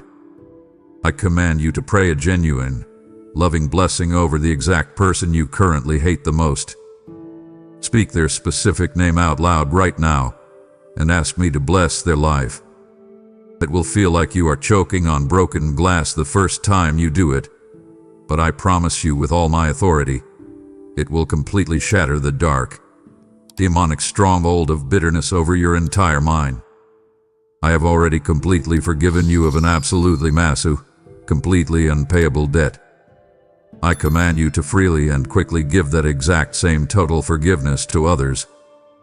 Let it go entirely today. Breathe out the heavy, toxic, black smoke of your deep anger, and breathe in the cool, refreshing, holy wind of my perfect freedom. I will aggressively and perfectly defend you, but you must make the choice to completely forgive right now. I see the incredible pressure you are under to simply fit in with the noisy crowd around you. I know how tempting it is to compromise your values just to survive the heavy demands of your week. You tell a small lie to your boss to avoid getting in trouble. You join in on the toxic, bitter gossip at the office water cooler so you do not feel left out. You scroll through dark, unhealthy images on your phone late at night to temporarily numb the deep stress of your exhausting day. You call these things normal. You call them small gray areas. But I command you to completely turn away from these toxic gray areas today, because they are slowly, quietly dulling your beautiful soul. I did not create you to live a blurry, compromised life. I set you completely apart for my special use and my ultimate pleasure. I invite you to discover the absolute, breathtaking joy found in a life of complete purity and strict integrity. The world tells you that holiness is incredibly boring, that it is just a heavy list of restrictive rules designed to ruin your fun. That is a massive, destructive lie. Living a double life is what is actually exhausting. Hiding your secret habits, constantly covering up your small lies, and pretending to be someone you are not drains every single ounce of your daily energy. I want you to feel the massive, weightless freedom of having absolutely nothing to hide. When you live in total honesty, when your private life perfectly matches your public face, a deep, unshakable peace settles permanently into your chest. I command you to step out of the exhausting shadows and walk completely in my brilliant, revealing light. I want you to realize exactly how practical holiness truly is. Purity actually sharpens your spiritual senses. When you completely remove the toxic garbage from your mind and your daily habits, your spiritual vision suddenly becomes crystal clear. You will hear my voice so much louder. You will easily sense danger before it ever arrives. Your mind will stop feeling like a foggy, confused mess. I am calling you to drastically clean up your environment. Stop watching shows that celebrate the exact things I died to save you from. Stop spending your precious weekend hours with people who constantly drag you down into their bitter drama. I invite you to come up much higher. I promise to make your life completely radiant. When you choose to fiercely protect your integrity, you become a bright, undeniable mirror that directly reflects my pure light into a very dark, highly depressed world. Your coworkers will look at your strange, unshakable peace and they will desperately want what you have. Your children will see your honest, unbreakable character and they will feel entirely safe in your home. I command you to stop settling for the cheap, dirty thrills of this temporary world. You are royalty.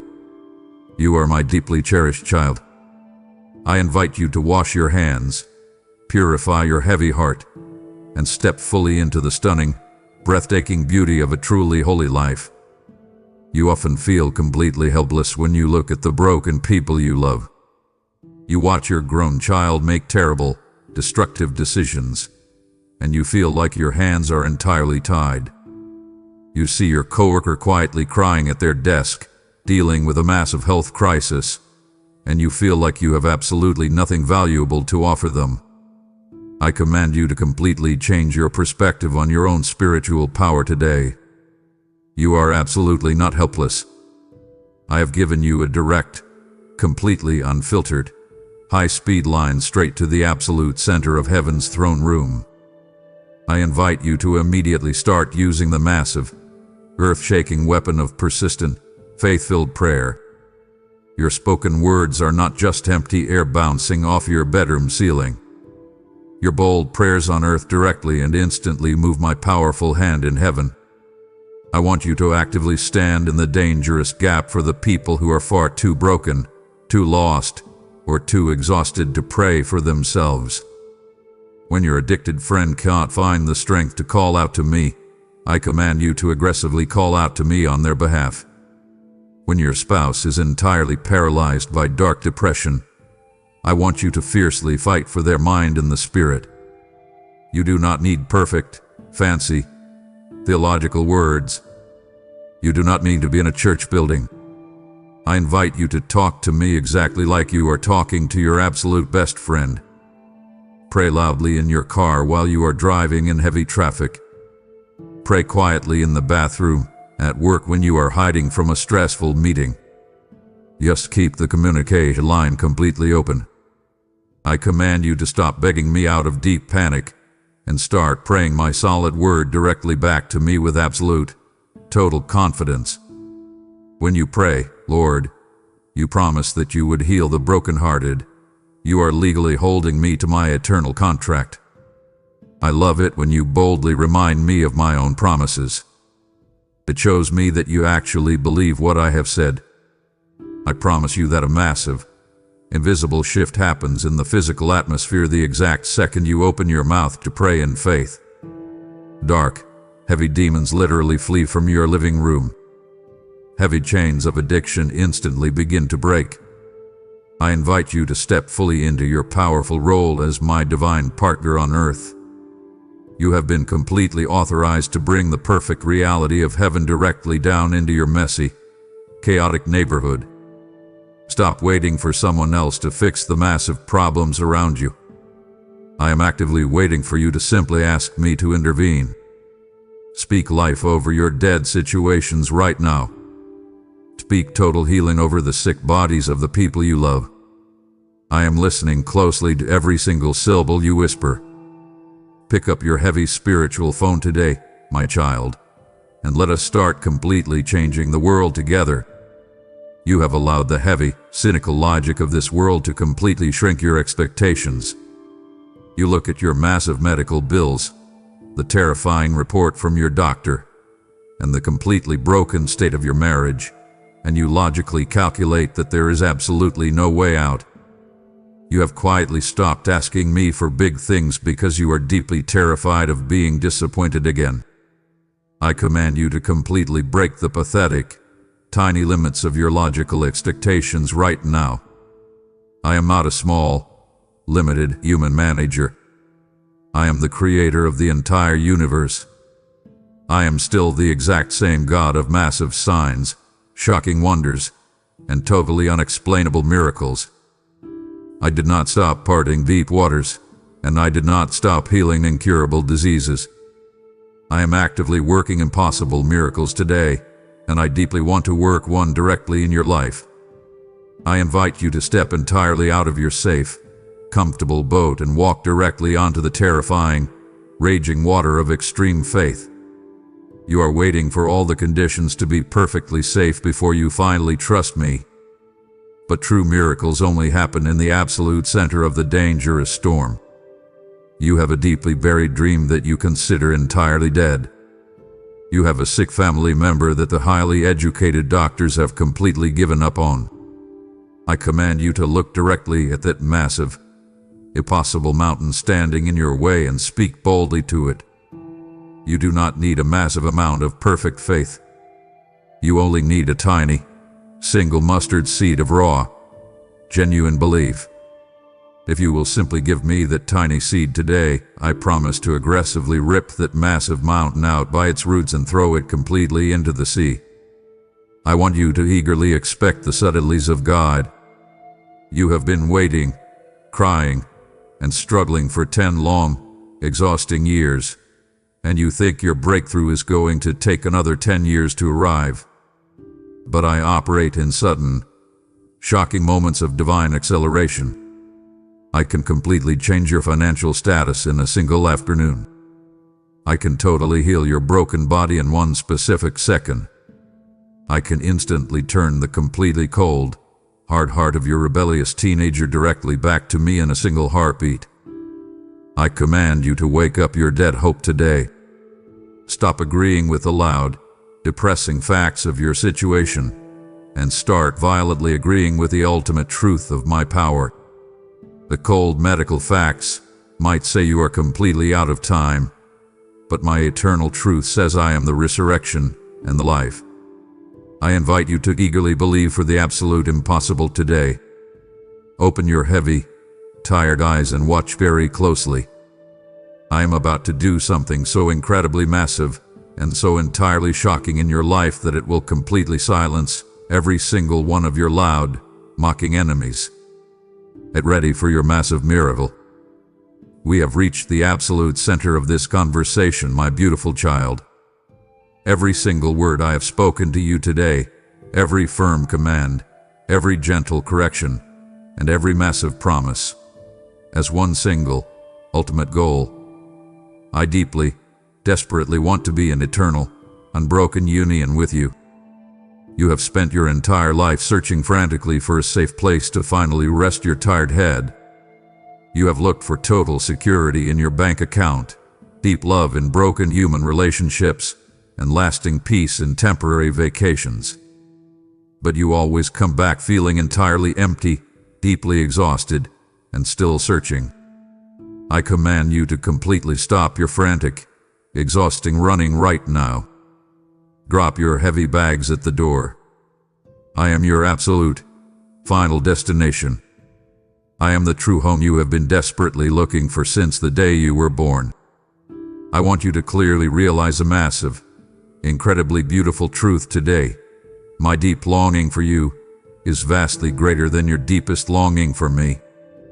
Even on your absolute best day, when you are worshiping me with all your heart, my burning love for you infinitely outshines your love for me. You are the ultimate prize of my entire creation. I have already prepared a massive, beautiful feast specifically for your arrival. The table is completely set. Your chair is waiting. I invite you to finally pull up a seat and let me serve you perfect peace, deep joy, and total restoration. You do not have to clean yourself up before you sit at my table. Bring your messy, complicated, entirely exhausted self directly to me right now. I am summarizing every single promise I have made to you today. I will absolutely never, ever let you go.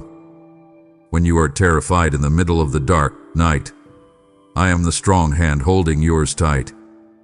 When you completely fail and fall flat on your face, I am the Father who violently defends you and gently picks you back up. When the whole world loudly walks away from you, I am the God who moves completely into your house. I command you to stop doubting my extreme, radical dedication to your soul. You are entirely safe with me. This is my final, urgent invitation to you today. Take my outstretched hand. Choose to walk closely, hand in hand with me, through the rest of this messy, beautiful life. You no longer have to face your terrifying boss, your massive bills, or your deep, silent fears all alone. We are doing this completely together from now on. Take one final, incredibly deep breath. Release all the heavy, bitter stress you have been carrying for years. Perfect peace is entirely yours today, my precious, beloved child. I am with you absolutely always, holding you tightly, completely protecting you and loving you fiercely, until the very end of time. Welcome safely home. I have made my final, urgent call for you to come safely home to my heart. But there are millions of my deeply broken children who still have not heard this massive, divine invitation. I am directly handing you the sacred, powerful opportunity to physically build the bridge that will carry my rescuing voice straight into their chaotic, terrifying lives. The fragile clock of this world is rapidly running out, and the exhausted souls hanging in the balance desperately need to hear that heaven is actively trying to reach them before the storm breaks. Your faithful financial giving is the rushing, living water that will completely flood the dry, barren deserts of this world with my eternal, saving grace. I declare over you today, test me in this, because when you pour out your generous seed, I am going to violently throw open the massive, abundant floodgates of heaven over your own home. Because you are choosing to fund the rapid expansion of my kingdom, I promise to miraculously restore your finances, multiply your daily bread, and permanently secure a brilliant future for your bloodline. Do not let this holy moment pass you by. Accelerate this urgent heavenly mandate right now by giving a super thanks, partnering as a member, or sowing your radical seed through the PayPal link in the description below. Amen.